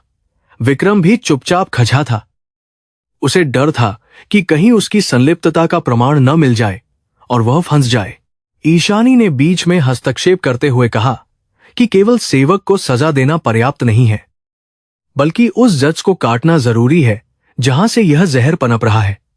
उसने सम्राट को सलाह दी कि इस मामले की गहन जांच होनी चाहिए और उन सभी गुप्त संपर्कों को खोजना चाहिए जो राज्य के भीतर विद्रोह फैला रहे हैं। उसकी बुद्धिमानी और साहस ने सम्राट को बहुत प्रभावित किया और उन्होंने ईशानी को जांच की निगरानी करने का अधिकार दे दिया। यह सुनकर दरबारियों के बीच एक हलचल मच गई, क्योंकि अब ईशानी के पास वास्तविक राजनैतिक शक्ति आ गई थी। भोजन के बाद जब रात का अंधेरा और गहरा हुआ तो ईशानी अपने कक्ष में लौट आई, जहां सेनापति आर्यन पहले से ही उसकी सुरक्षा के लिए तैनात थे। आर्यन की आंखों में ईशानी के प्रति गहरी चिंता और स्नेह था। उन्होंने महसूस किया कि ईशानी की जान को हर पल बड़ा खतरा बना हुआ है। उन्होंने ईशानी से कहा कि महल की दीवारें अब सुरक्षित नहीं हैं, क्योंकि गद्दार अपनों के बीच ही छिपे हुए हैं और वे किसी भी समय हमला कर सकते हैं। ईशानी ने मुस्कुराते हुए आर्यन का शुक्रिया अदा किया और अपनी तलवार को पास में ही रख लिया। अचानक आधी रात के समय महल की छत से कुछ काले वस्त्र पहने हुए हमलावर रस्सी के सहारे ईशानी के कक्ष की ओर उतरने लगे। उनकी चाल एक पेशेवर शिकारी की तरह थी और उनके हाथों में जहर बुझी हुई छोटी तलवारें चमक रही थीं, जो चांदनी में भयानक लग रही थीं। ईशानी को पहले से ही इस खतरे का आभास था, क्योंकि उसने हवा के रुख में बदलाव को बहुत ही सूक्ष्मता से महसूस कर लिया था। उसने मशाल बुझा दी और अंधेरे का फायदा उठाकर कमरे के एक सुरक्षित कोने में छिपकर उनकी प्रतीक्षा करने लगी। जैसे ही पहला हमलावर कमरे के भीतर प्रविष्ट हुआ, ईशानी ने अपनी फुर्ती से उस पर प्रहार किया और उसे जमीन पर पटक दिया, जिससे वह अचेत हो गया। बाकी के 3 हमलावर भी अंदर आ गए और उन्होंने ईशानी को चारों ओर से घेर लिया। लेकिन ईशानी ने हार नहीं मानी और डटकर मुकाबला किया। उसकी तलवारबाजी में वह कला थी जो केवल वर्षों के अभ्यास और युद्ध के मैदान में ही सीखी जा सकती है, जिसने हमलावरों को चकित कर दिया। तभी आर्यन भी दरवाजा तोड़कर अंदर आ गए और उन्होंने अपनी विशाल तलवार से हमलावरों पर धावा बोल दिया। आर्यन और ईशानी ने मिलकर उन हथियारों को कुछ ही पलों में धराशायी कर दिया और उनमें से एक को जीवित पकड़ लिया ताकि उससे राज उगलवाया जा सके। आर्यन ने ईशानी का हाथ पकड़ा और पूछा कि क्या उसे कोई चोट तो नहीं आई है। उनके स्पर्श में एक अनोखी गर्माहट और सांत्वना थी। ईशानी ने अपना सिर हिलाया और आर्यन की आंखों में देखा, जहां उसे अपनी सुरक्षा के लिए एक चट्टान जैसा मजबूत इरादा दिखाई दिया। उन दोनों के बीच एक अनकहा रिश्ता बन रहा था, जो शब्दों से कहीं ज्यादा गहरा और आत्मिक था। पकड़े गए हमलावर की तलाशी लेने पर उसकी गर्दन पर एक विशेष टैटू मिला, जो छाया दल का प्रतीक था, जो भांजे के हथियारों का एक गुप्त संगठन था। यह संगठन केवल तभी काम करता था जब उसे बहुत बड़ी मात्रा में स्वर्ण और ऊंचे पद का लालच दिया जाता था, जो विक्रम के जुड़ाव की पुष्टि करता था। आर्यन ने तुरंत उस अपराधी को गुप्त कालकोठरी में भेजने का आदेश दिया ताकि उससे और अधिक जानकारी प्राप्त की जा सके। ईशानी ने महसूस किया कि अब समय आ गया है कि वह खुद आक्रामक रुख अपनाए और शत्रुओं को जद से उखाड़ फेंके। अगली सुबह ईशानी ने गुप्त रूप से राज्य के कोषागार के अभिलेखों की जांच शुरू की, ताकि वह देख सके कि पिछले कुछ महीनों में धन का प्रवाह कहां हुआ है। उसे कई संदिग्ध लेन देन मिले, जो प्रधानमंत्री शून्य के निजी खातों से होते हुए बाहरी राज्यों के व्यापारियों तक पहुंच रहे थे, जो हथियारों की तस्करी में लिप्त थे। उसने यह प्रमाण एकत्रित किए और उन्हें एक सुरक्षित स्थान पर छुपा दिया, ताकि सही समय आने पर वह इन्हें सम्राट के सामने प्रस्तुत कर सके। उसकी रणनीतिक सोच ने अब भ्रष्ट अधिकारियों के नेटवर्क को पूरी तरह से उजागर करना शुरू कर दिया था। ईशानी ने महसूस किया कि उसे न केवल महलों के भीतर बल्कि राज्य की सीमाओं पर भी अपनी पक्का मजबूत करनी होगी, क्योंकि शत्रु बाहर से भी हमला कर सकते थे। उसने आर्यन के साथ मिलकर सीमावर्ती चौकियों का गुप्त दौरा करने की योजना बनाई, ताकि वह सैनिकों के मनोबल और उनकी निष्ठा को खुद देख और परख सके। उसकी इस यात्रा ने सैनिकों के बीच एक नया उत्साह भर दिया, क्योंकि उन्होंने पहली बार किसी भावी महारानी को अपने बीच इतने करीब से देखा था। ईशानी की सरलता और वीरता ने सबका दिल जीत लिया था और सेना उसके प्रति वफादार हो गई। विक्रम को जब यह पता चला कि ईशानी सेना के साथ संबंध बना रही है, तो वह और भी अधिक बौखला गया और उसने अपनी सेना को गुप्त रूप से संगठित करना शुरू किया। उसने कुछ असंतुष्ट सामंतों को अपनी ओर मिला लिया और उन्हें यह विश्वास दिलाया कि ईशानी के शासन में उनकी जागीरें और अधिकार छीन लिए जाएंगे। उसने झूठ का एक ऐसा जाल बुना जिससे राज्य में अशांति और अविश्वास का माहौल पैदा हो सके और वह इसका फायदा उठाकर विद्रोह कर सके। विक्रम की यह चाल बहुत ही खतरनाक थी, क्योंकि यह आंतरिक युद्ध की शुरुआत कर सकती थी। ईशानी ने अपनी बुद्धि से इस उभरते हुए खतरे को पहचान लिया और उसने तुरंत उन सामंतों के साथ एक गुप्त सभा बुलाई जिन्हें विक्रम भगा रहा था। उसने उन्हें बहुत ही तार्किक तरीके से समझाया कि कैसे विक्रम केवल अपना स्वार्थ देख रहा है और कैसे वह राज्य को विनाश की ओर ले जा रहा है। उसने उन्हें न्यायपूर्ण शासन और आर्थिक प्रगति का आश्वासन दिया, जिससे उन सामंतों के मन में जो भ्रम था वह पूरी तरह से दूर हो गया। ईशानी की संवाद शैली और सत्य के प्रति उसकी निष्ठा ने उन सभी को उसका प्रशंसक और वफादार बना दिया। रात के समय जब ईशानी अकेली अपनी फटी टोकरी के पास बैठी थी, तो उसे राजगुरु भार्गव का संदेश मिला कि उसे अब अपनी अंतिम और सबसे कठिन यात्रा के लिए तैयार होना होगा।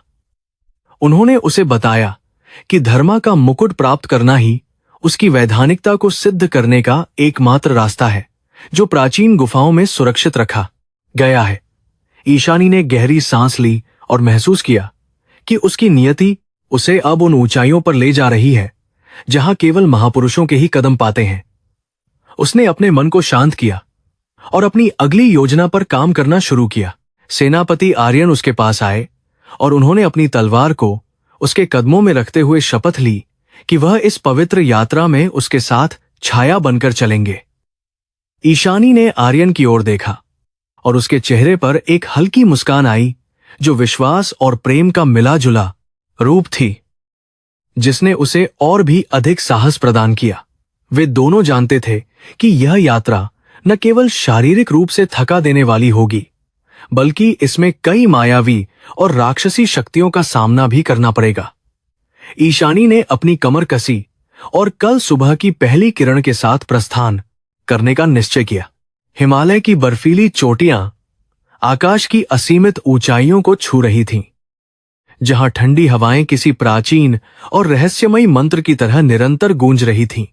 ईशानी और आर्यन ने अपनी इस अत्यंत कठिन और जीवन रक्षक यात्रा का साहसपूर्वक आरंभ किया, जबकि उनके पीछे हस्तिनापुर की सीमाएं बहुत दूर ओझल हो चुकी थीं। चारों ओर बर्फ की एक मोटी और सफेद चादर बिछी हुई थी, जो सूरज की किरणों में किसी बहुमूल्य हीरे की तरह चमक रही थी। हर कदम पर बर्फ के नीचे छिपे हुए गहरे गड्ढे और फिसलन भरी ढलानें उनकी प्रतीक्षा कर रही थीं। लेकिन ईशानी का अटूट संकल्प उसे निरंतर आगे बढ़ने के लिए प्रेरित कर रहा था। आर्यन ने अपना भारी ऊनी कंबल ईशानी के कोमल कंधों पर डाल दिया, ताकि उसे इस हान कंपा देने वाली ठंड से कुछ राहत मिल सके। उनकी आंखों में ईशानी के प्रति चिंता और अटूट सुरक्षा का भाव सान झलक रहा था, जो उनकी गहरी निष्ठा और बढ़ते हुए प्रेम को दर्शाता था। उन्होंने ईशानी को चेतावनी दी कि यह मार्ग केवल शारीरिक शक्ति की परीक्षा नहीं है, बल्कि यह आत्मिक बल और धैर्य का भी एक कठिन परीक्षण है। ईशानी ने मुस्कुराते हुए आर्यन का हाथ थाम लिया और उन्हें यकीन दिलाया कि उसकी पुरानी फटी टोकरी ने उसे जीवन के सबसे कठिन सबक पहले ही सिखा दिए हैं। जैसे जैसे वे ऊंचाई पर चढ़ते गए, ऑक्सीजन की कमी के कारण उनकी सांसें फूलने लगीं और वातावरण और भी अधिक चुनौतीपूर्ण होता गया। रास्ते में उन्हें कई बार विशाल बर्फीले तूफानों का सामना करना पड़ा, जो उन्हें पहाड़ से नीचे धकेलने की पूरी कोशिश कर रहे थे। ईशानी ने अपनी आंखों को बंद किया और अपने भीतर की उस दिव्य ज्वाला को महसूस किया, जिसके बारे में राजगुरु भार्गव ने अक्सर जिक्र किया था। उसने महसूस किया कि प्रकृति उसे डरा नहीं रही थी, बल्कि वह उसकी पात्रता की जांच कर रही थी कि क्या वह वास्तव में धर्मा के मुकुट की अधिकारिणी है। एक संकरी गुफा के मुहाने पर पहुंचते ही उनका सामना एक विशाल हिम तेंदुए से हुआ, जिसकी आंखें किसी जलते हुए कोयले की तरह लाल और भयानक थीं। यह कोई साधारण जानवर नहीं था, बल्कि इस पवित्र स्थान का प्राचीन रक्षक था, जिसे केवल वे ही पार कर सकते थे। जो मन से पूरी तरह शुद्ध थे। आर्यन ने तुरंत अपनी भारी तलवार निकाल ली और ईशानी के आगे सुरक्षा कवच बनकर खड़े हो गए ताकि उस पर कोई आंच ना आए। लेकिन ईशानी ने शांति से अपना हाथ ऊपर उठाया और उस हिंसक पशु की आंखों में दया और करुणा के साथ निहारा। हैरानी की बात यह थी कि वह विशाल और डरावना जीव ईशानी के दिव्य तेज के सामने नतमस्तक हो गया और उसने चुपचाप रास्ता छोड़ दिया। ईशानी ने उसके सिर पर धीरे से हाथ फेरा और उसे धन्यवाद दिया, जिससे आर्यन का आश्चर्य और अधिक बढ़ गया कि यह असंभव कैसे हुआ। आर्यन ने महसूस किया कि ईशानी अब केवल एक सामान्य कन्या नहीं रही थी, बल्कि वह वास्तव में उस महान शक्ति का प्रतिरूप बन चुकी थी।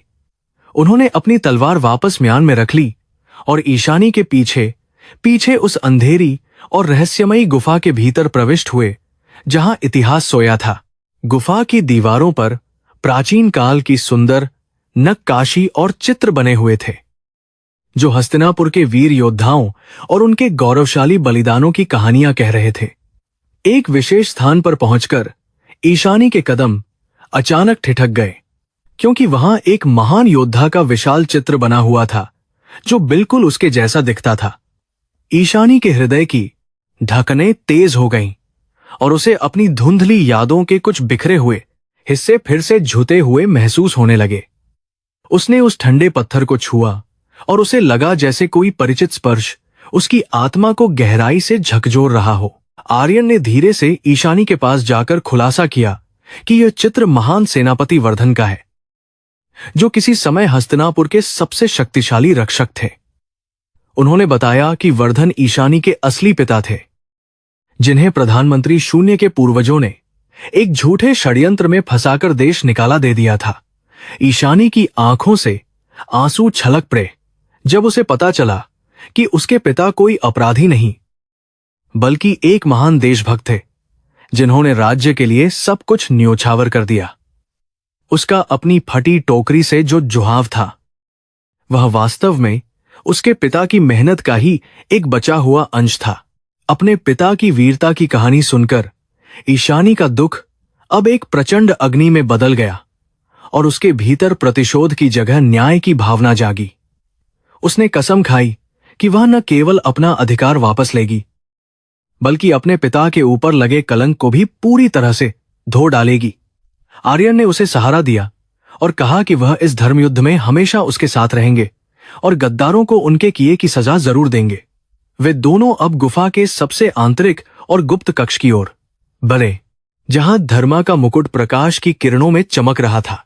मुकुट के पास पहुंचने से पहले ईशानी को एक अंतिम मायावी परीक्षा से गुजरना पड़ा, जहां उसे अपनी गरीबी के सबसे बुरे दिनों के दृश्य फिर से दिखाई देने लगे।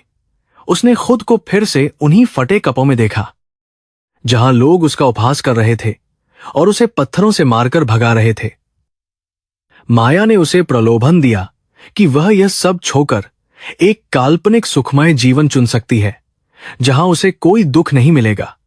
लेकिन ईशानी ने अपनी आंखें नहीं झपकाईं और उस भ्रम को यह कहकर ठुकरा दिया कि उसका संघर्ष ही उसकी असली पहचान और शक्ति का आधार है। जैसे ही ईशानी ने अपनी सत्यनिष्ठा को साबित किया, वह मायावी दृश्य तुरंत गायब हो गया और मुकुट के चारों ओर की दिव्य ऊर्जा शांत हो गई।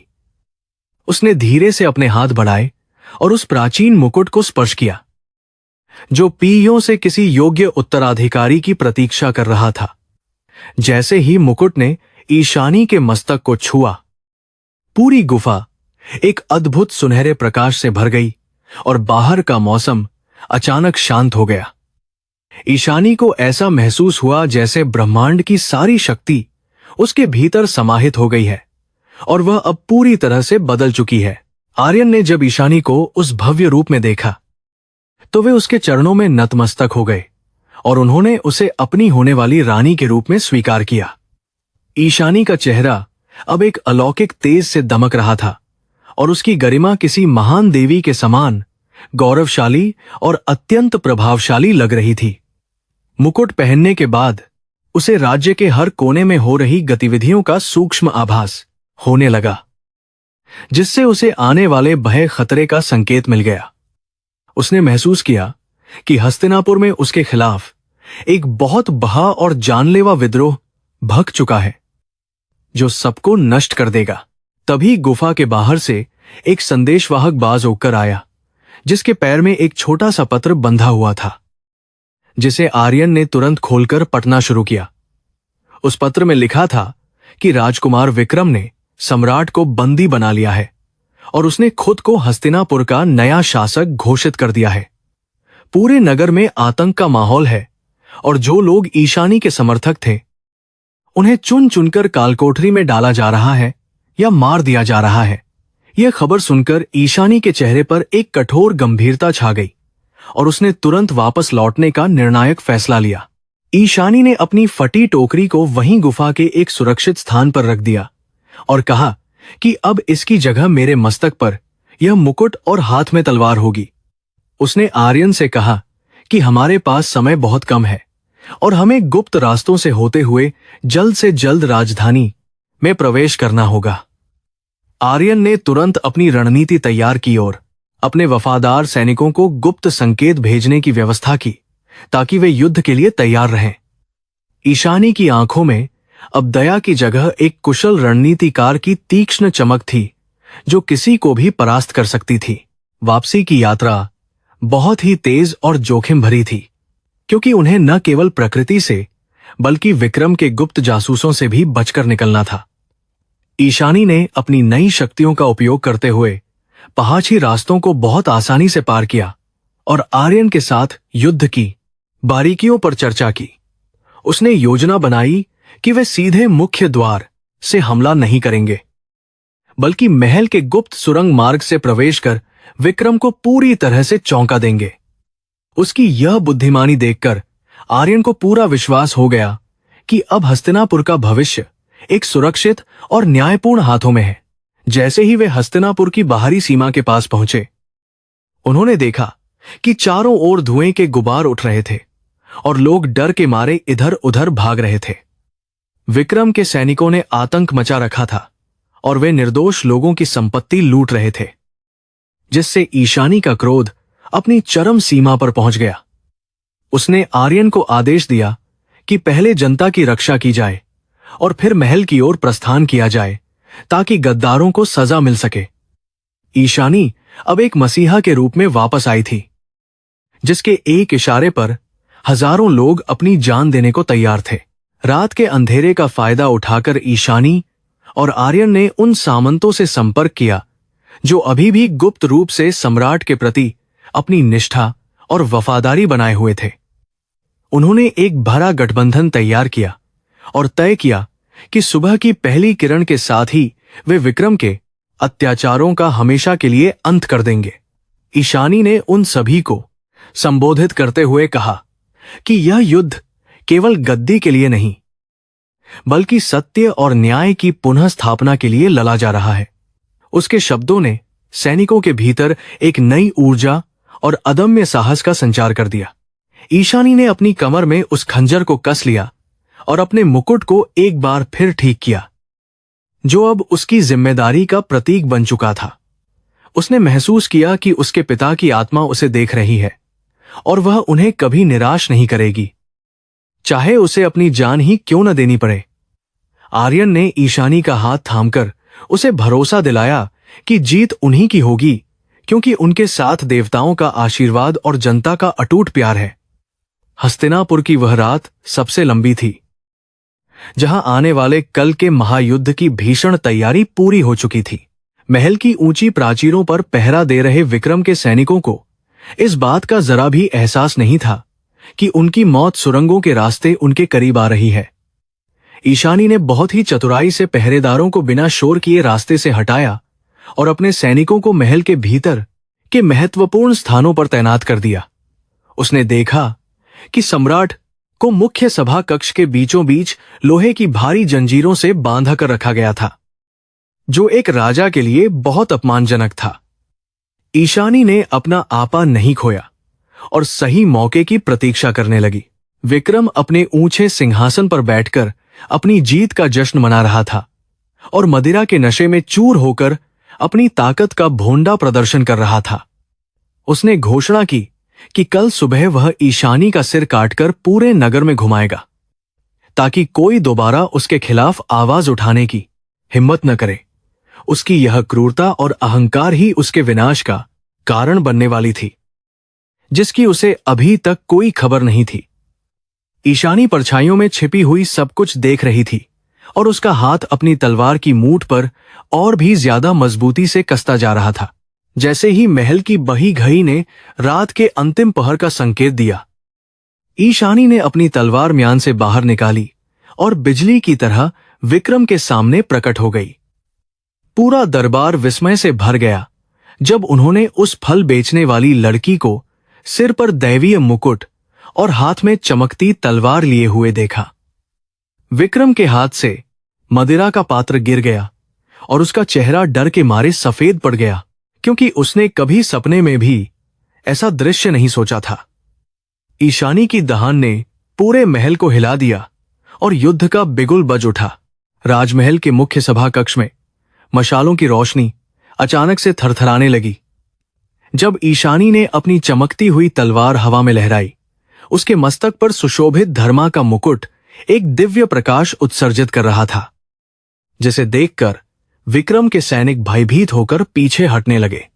विक्रम, जो अब तक अपने घमंड के नशे में चूर था, अचानक से अपनी जगह से उठ खजा हुआ और उसकी आंखें फटी की फटी रह गईं। उसे विश्वास ही नहीं हो रहा था कि यह वही दरिद्र कन्या है जिसे उसने गलियों में अपमानित किया था। पखलो, इस पाखंडी स्त्री को विक्रम ने पागलों की तरह चिल्लाते हुए अपने अंगरक्षकों को आदेश दिया, लेकिन उसकी आवाज में अब वह आत्मविश्वास नहीं था। सैनिक दुविधा में थे, क्योंकि ईशानी का वह अलौकिक रूप किसी साक्षात देवी के समान प्रतीत हो रहा था, जिसके विरुद्ध हथियार उठाना उन्हें पाप लग रहा था। ईशानी ने एक कदम आगे बढ़ाया और उसकी गरिमापूर्ण चाल ने पूरे दरबार को स्तब्ध कर दिया। उसने शांत स्वर में कहा कि अधर्म का साम्राज्य अब समाप्त होने वाला है और न्याय की देवी का आगमन हो चुका है।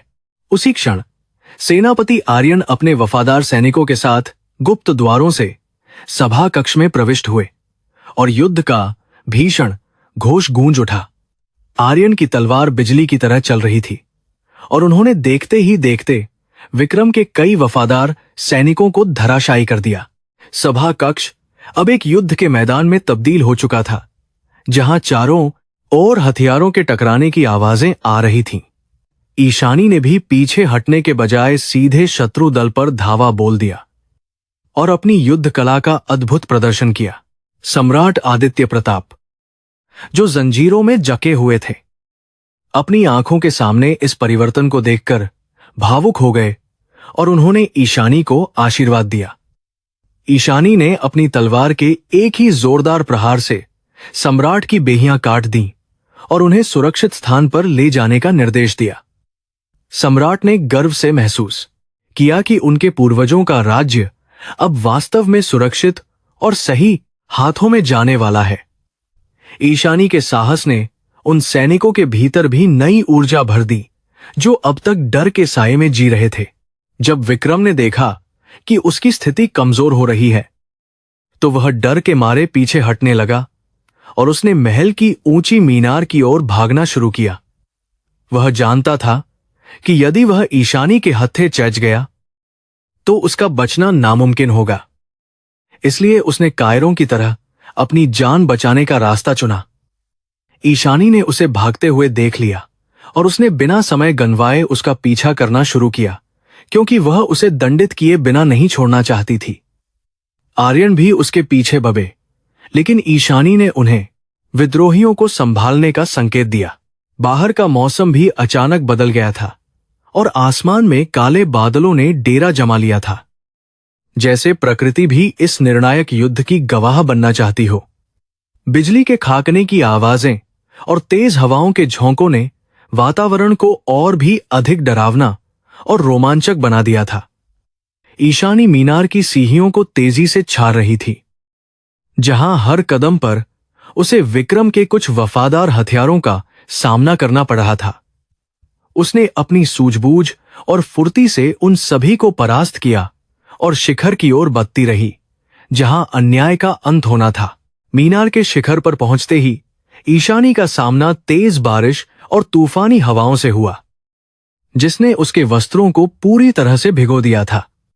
विक्रम वहां कोने में खजा होकर हाँफ रहा था और उसके हाथ में एक भारी तलवार थी जो कांप रही थी।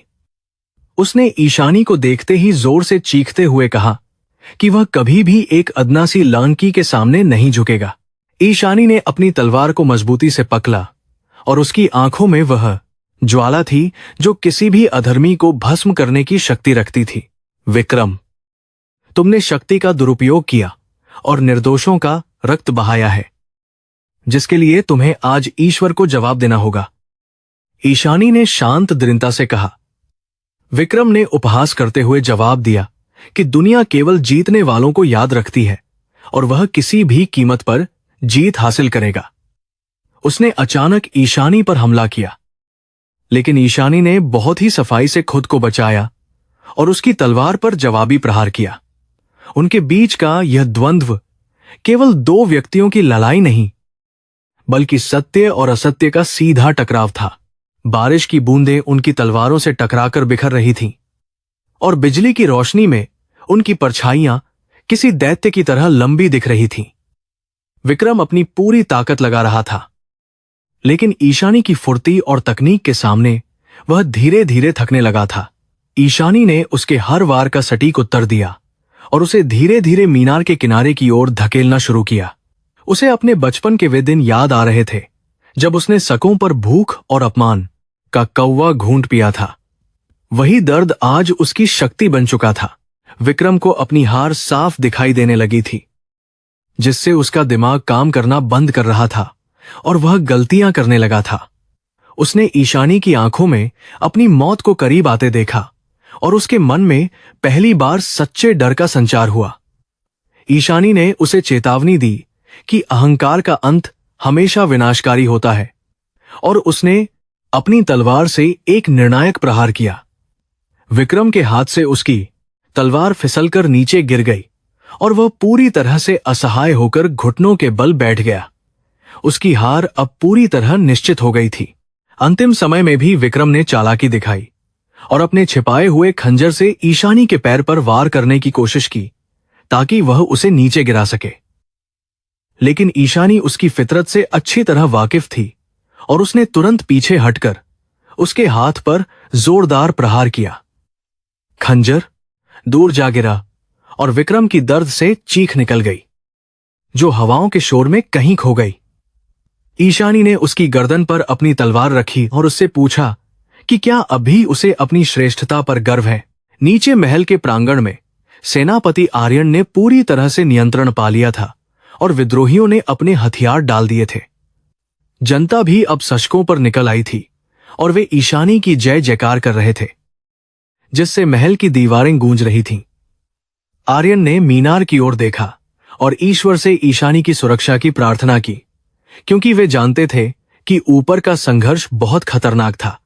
उन्हें अपनी भाभी महारानी की अदम्य शक्ति पर पूरा भरोसा था, लेकिन फिर भी उनका हृदय चिंता से भरा हुआ था। प्रधानमंत्री शून्य, जो भागने की कोशिश कर रहा था, पकड़ा गया और उसे जंजीरों में बांधकर महल के मुख्य चौक पर लाया गया।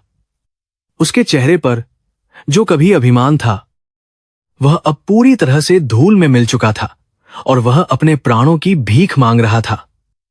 लोगों ने उस पर थूकना शुरू किया, क्योंकि उन्होंने उसके भ्रष्टाचार के कारण बहुत दुख झेले थे। न्याय की प्रक्रिया शुरू हो चुकी थी और गद्दारों के काले अध्याय का अंत होने वाला था। आर्यन ने यह सुनिश्चित किया कि किसी भी निर्दोष को कोई नुकसान न पहुंचे। मीनार के ऊपर ईशानी ने विक्रम को मारने के बजाय उसे कानून के हवाले करने का निर्णय लिया, क्योंकि वह एक न्यायप्रिय शासक बनना चाहती थी। उसने कहा कि उसकी मृत्यु उसे शहीद बना सकती है, लेकिन उसका जीवित रहना उसके पापों का सबसे बड़ा प्रायश्चित होगा। विक्रम का अहंकार अब पूरी तरह से टूट चुका था और उसने पहली बार ईशानी के सामने अपना सिर झुका दिया।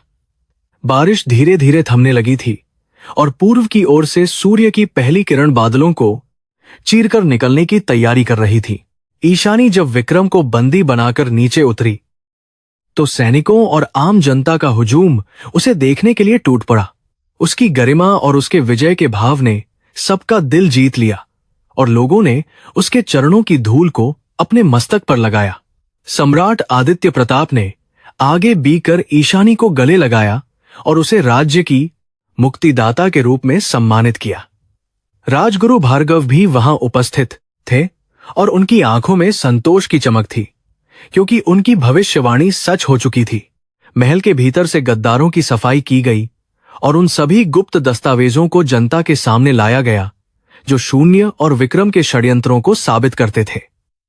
ईशानी ने स्वयं जांच की कमान संभाली और यह सुनिश्चित किया कि हर भ्रष्ट अधिकारी को उसके किए की उचित सजा मिले। उसने घोषणा की कि अब हस्तिनापुर में केवल योग्यता और सत्य का सम्मान होगा, न कि वंश या धन का। उसके इन क्रांतिकारी विचारों ने पूरे साम्राज्य में एक नई आशा और उत्साह की लहर पैदा कर दी।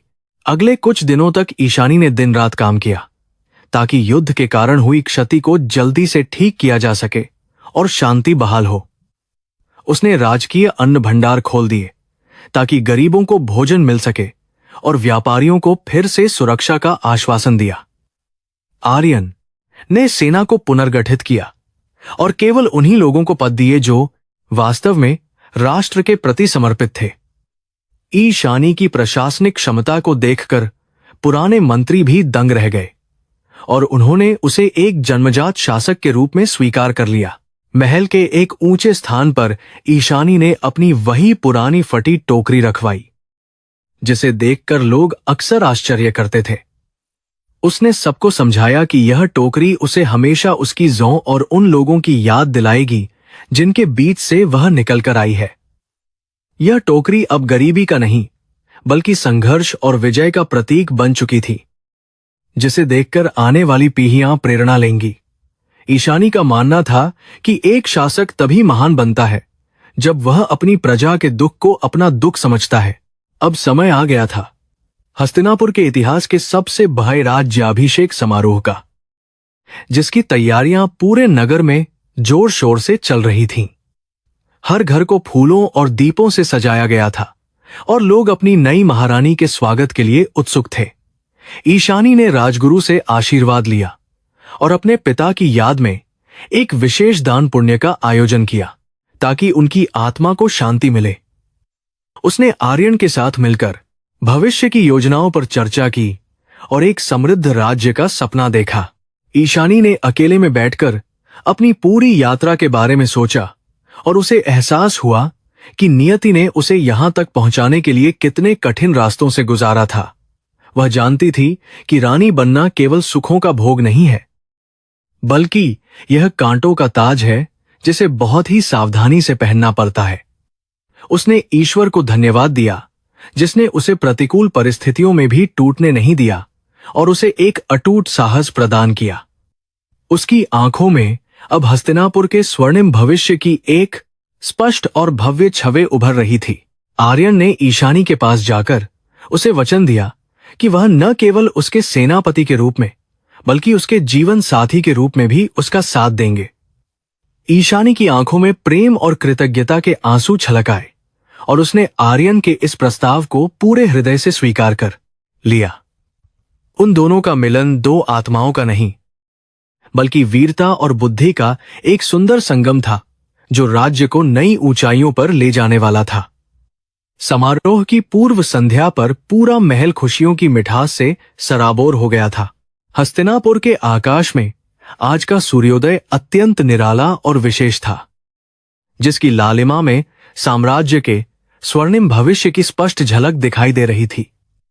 पूरे नगर को सुगंधित फूलों की मालाओं, रंगीन पताकाओं और ऊंचे ध्वजों से बहुत ही कलात्मक रूप से सजाया गया था।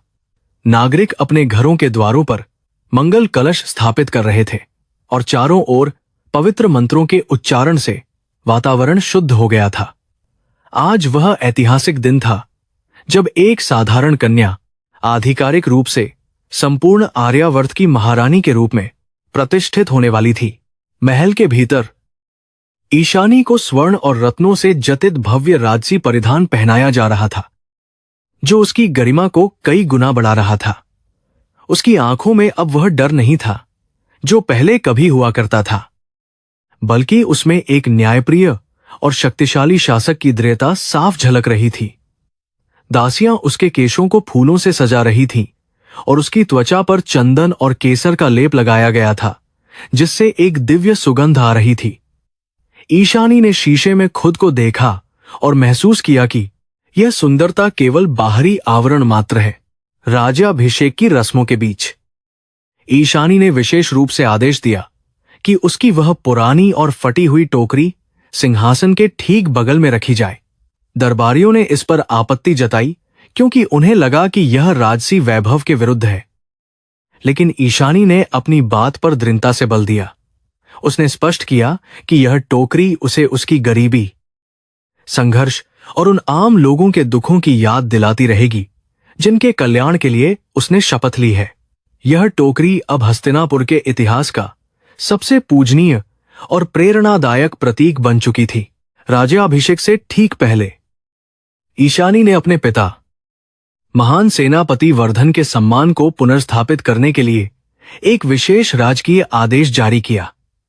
उसने उनके ऊपर लगे सभी झूठे आरोपों को सार्वजनिक रूप से खारिज कर दिया और उन्हें मरणोपरांत गौरव की उपाधि से सम्मानित किया। पूरे दरबार में सन्नाटा छा गया जब ईशानी ने अपने पिता की वीरता और उनके साथ हुए अन्याय की कहानी सुनाई, जिससे कई लोगों की आंखें नम हो गईं। यह उसके जीवन का सबसे भावुक क्षण था जब उसने अपने परिवार के खोए हुए सम्मान को पूरी तरह वापस पा लिया। इसके पश्चात पूर्व प्रधानमंत्री शून्य को भारी बेहियों में जककर सबके सामने लाया गया ताकि उसे उसके जघन्य अपराधों के लिए अंतिम सजा सुनाई जा सके। ईशानी ने बिना किसी घृणा के अत्यंत न्यायपूर्ण तरीके से उसे आजीवन कारावास और उसकी सारी अवैध संपत्ति को जब्त करने का आदेश दिया। उस धन का उपयोग अब उन गरीबों के उत्थान के लिए किया जाना था जिन्हें शून्य ने सालों तक बहुत बेरहमी से लूटा था। शून्य का सिर शर्म और हार के मारे झुक गया था क्योंकि उसकी चतुर चालें ईशानी की सत्यनिष्ठा के सामने पूरी तरह विफल हो गईं। राजकुमार विक्रम को भी दरबार में पेश किया गया, जहां उसकी आंखों में अब क्रोध की जगह केवल गहरा पछतावा और हार का विषाद दिखाई दे रहा था। ईशानी ने उसे मृत्युदंड देने के बजाय राज्य की सीमाओं से हमेशा के लिए निष्कासित करने का निर्णय लिया ताकि वह अपने किए का प्रायश्चित कर सके। उसने विक्रम से कहा कि सच्चा राजा वही है जो अपनी प्रजा के दिलों पर राज करता है, न कि वह जो डर और हिंसा से सत्ता हासिल करता है। विक्रम को सैनिकों की निगरानी में नगर के बाहर ले जाया गया, जहां जनता ने उसका तिरस्कार किया। जैसे ही ईशानी मुख्य सभा कक्ष की ओर बढ़ी, हजारों लोगों की भीड़ ने उसका स्वागत जय भवानी और महारानी ईशानी की जय के गगनभेदी नारों से किया। फूलों की वर्षा इतनी अधिक थी कि महल का रास्ता पूरी तरह से पंखुड़ियों से ढक गया था, जिससे वह किसी स्वर्ग के मार्ग जैसा प्रतीत हो रहा था। ईशानी ने हाथ जोड़कर जनता का अभिवादन स्वीकार किया और उनकी आंखों में अपने प्रति जो अटूट विश्वास देखा, उसने उसके संकल्प को और भी मजबूत कर दिया। वह जानती थी कि उसे अब इन हजारों मासूम जिंदगियों की रक्षा की जिम्मेदारी निभानी है। राजगुरु भार्गव ने पवित्र मंत्रों के बीच ईशानी के मस्तक पर वह दिव्य धर्मा का मुकुट रखा, जिससे पूरा सभा कक्ष एक अलौकिक प्रकाश से जगमगा उठा। उन्होंने घोषणा की कि आज से हस्तिनापुर में धर्म और सत्य का नया युग प्रारंभ हो रहा है, जहां कोई भी व्यक्ति खुद को असहाय महसूस नहीं करेगा। सम्राट आदित्य प्रताप ने स्वयं आगे बढ़कर ईशानी को राजसी राजदंड सौंपा और उसे साम्राज्य की सर्वोच्च शक्ति के रूप में मान्यता प्रदान की। देवताओं ने भी मानो आकाश से पुष्प वर्षा कर इस महान घटना को अपना दिव्य आशीर्वाद और पूर्ण समर्थन दिया। अपने पहले राजसी संबोधन में ईशानी ने घोषणा की कि उसका शासन केवल महलों तक सीमित नहीं रहेगा, बल्कि वह हर उस झोपड़ी तक पहुंचेगी जहां न्याय की कमी है।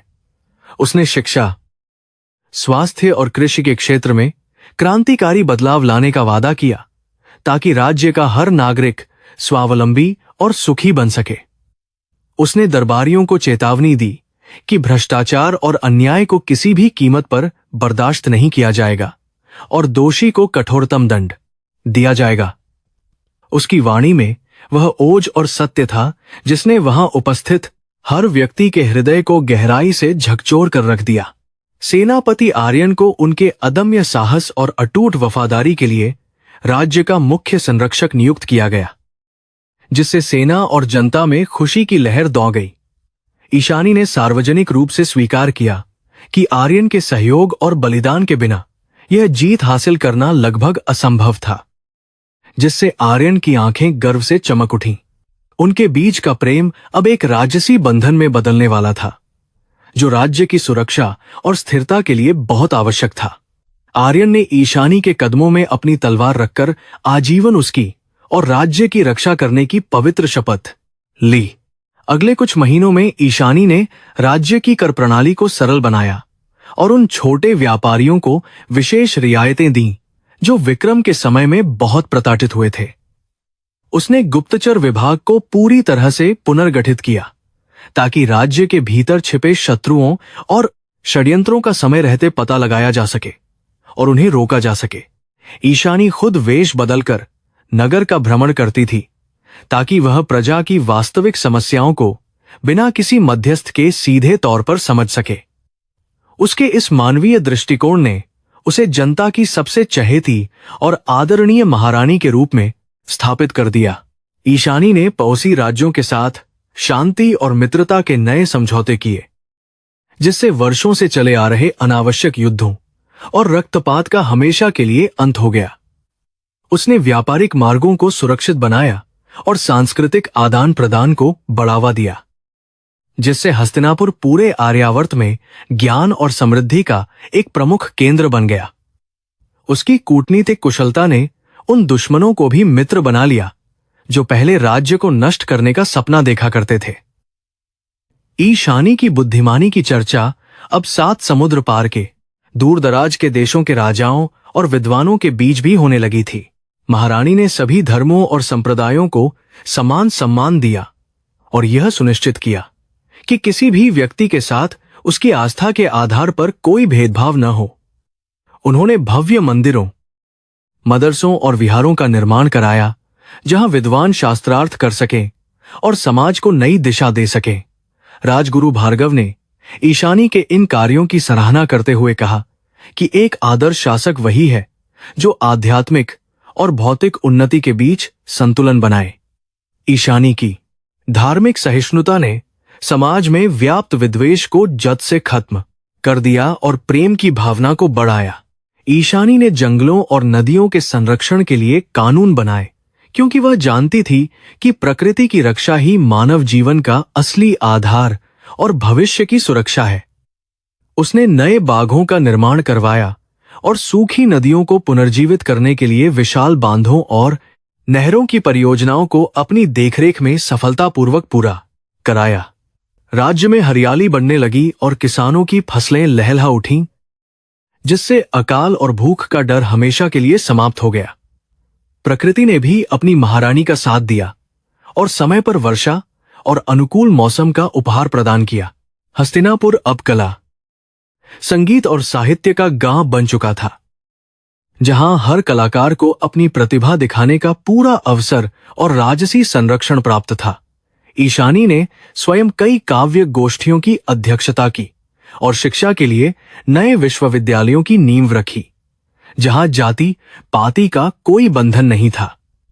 विद्वानों ने इस काल को स्वर्ण युग की संज्ञा दी, क्योंकि इसमें मानवीय मूल्यों को सबसे ऊपर रखा गया था और हर व्यक्ति सम्मानित महसूस करता था।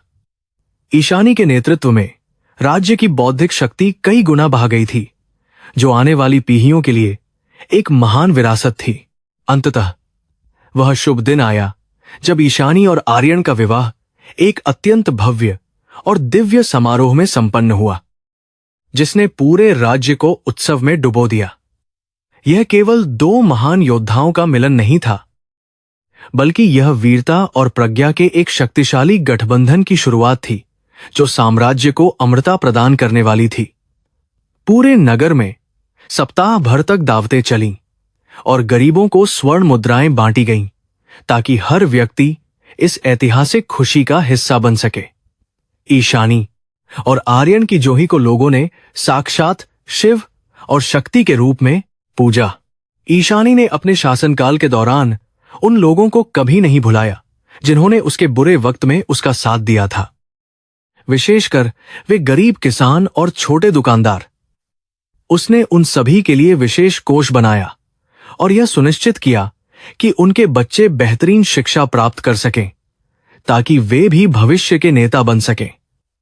उसकी न्यायप्रियता के किस्से अब लोकगीतों का हिस्सा बन गए थे, जिन्हें माताएं अपने बच्चों को सुलाते समय सुनाया करती थी। ईशानी ने यह सिद्ध कर दिया कि एक इंसान की महानता उसकी जन्म की स्थिति से नहीं, बल्कि उसके अदम्य साहस से तय होती है। कई वर्ष बीत गए, लेकिन ईशानी का वह जज्बा और उसकी वह पुरानी फटी हुई टोकरी आज भी उतनी ही महत्वपूर्ण और प्रभावशाली बनी हुई थी जितनी पहले दिन थी। हस्तिनापुर अब दुनिया का सबसे समृद्ध और शांतिप्रिय राज्य बन चुका था, जहां अपराध और अन्याय का नामोनिशान तक नहीं बचा था। ईशानी और आर्यन के बच्चे भी उन्हीं के जैसे पराक्रमी और दयालु थे, जो राज्य की सेवा के लिए पूरी तरह से समर्पित और तैयार थे।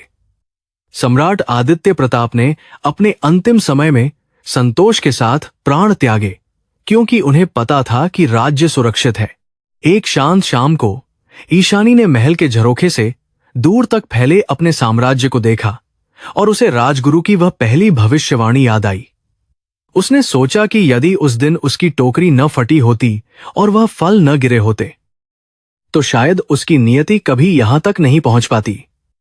उसने महसूस किया कि हर दुख और हर अपमान वास्तव में उसे एक भास सबक सिखाने और उसे भविष्य की बड़ी जिम्मेदारियों के लिए तैयार करने का माध्यम था। ईश्वर की योजना हमेशा मनुष्य की कल्पना से कहीं अधिक विशाल, अद्भुत और कल्याणकारी होती है।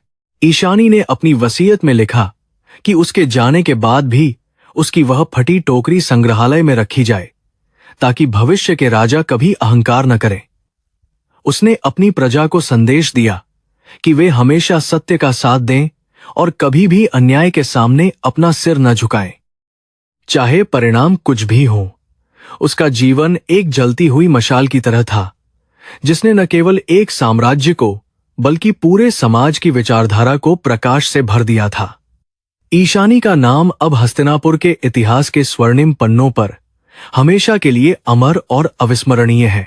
सूर्य अपनी किरणों को समेटकर अस्ताचल की ओर बह रहा था और आकाश में तारों की महफिल सजने लगी थी, जो एक शांतिपूर्ण और सुखद रात का संकेत दे रही थी। ईशानी और आर्यन महल की सबसे ऊंची बालकनी पर खड़े होकर नीचे नगर की टिमटिमाती रोशनी को देख रहे थे, जहां लोग चैन की नींद सो रहे थे। उनके चेहरों पर एक गहरी संतुष्टि और असीम शांति का भाव था, क्योंकि उन्होंने अपना कर्तव्य पूरी निष्ठा और ईमानदारी के साथ निभाया था। ठंडी हवा के झोंके उनके रेशमी वस्त्रों को सहला रहे थे। उस पल में ईशानी को लगा कि उसका वह संघर्षपूर्ण सफर अब पूरी तरह से सफल और सार्थक हो चुका है। जहां एक फल बेचने वाली आज एक महान रानी थी, उसने आर्यन का हाथ थाम लिया और गहरी सांस लेते हुए महसूस किया कि प्रेम और न्याय ही वे शक्तियां हैं जो संसार को चलाती हैं।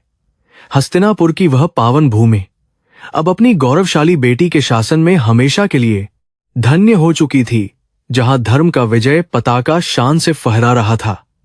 ये एक ऐसे युग की कहानी थी जिसने अमरता प्राप्त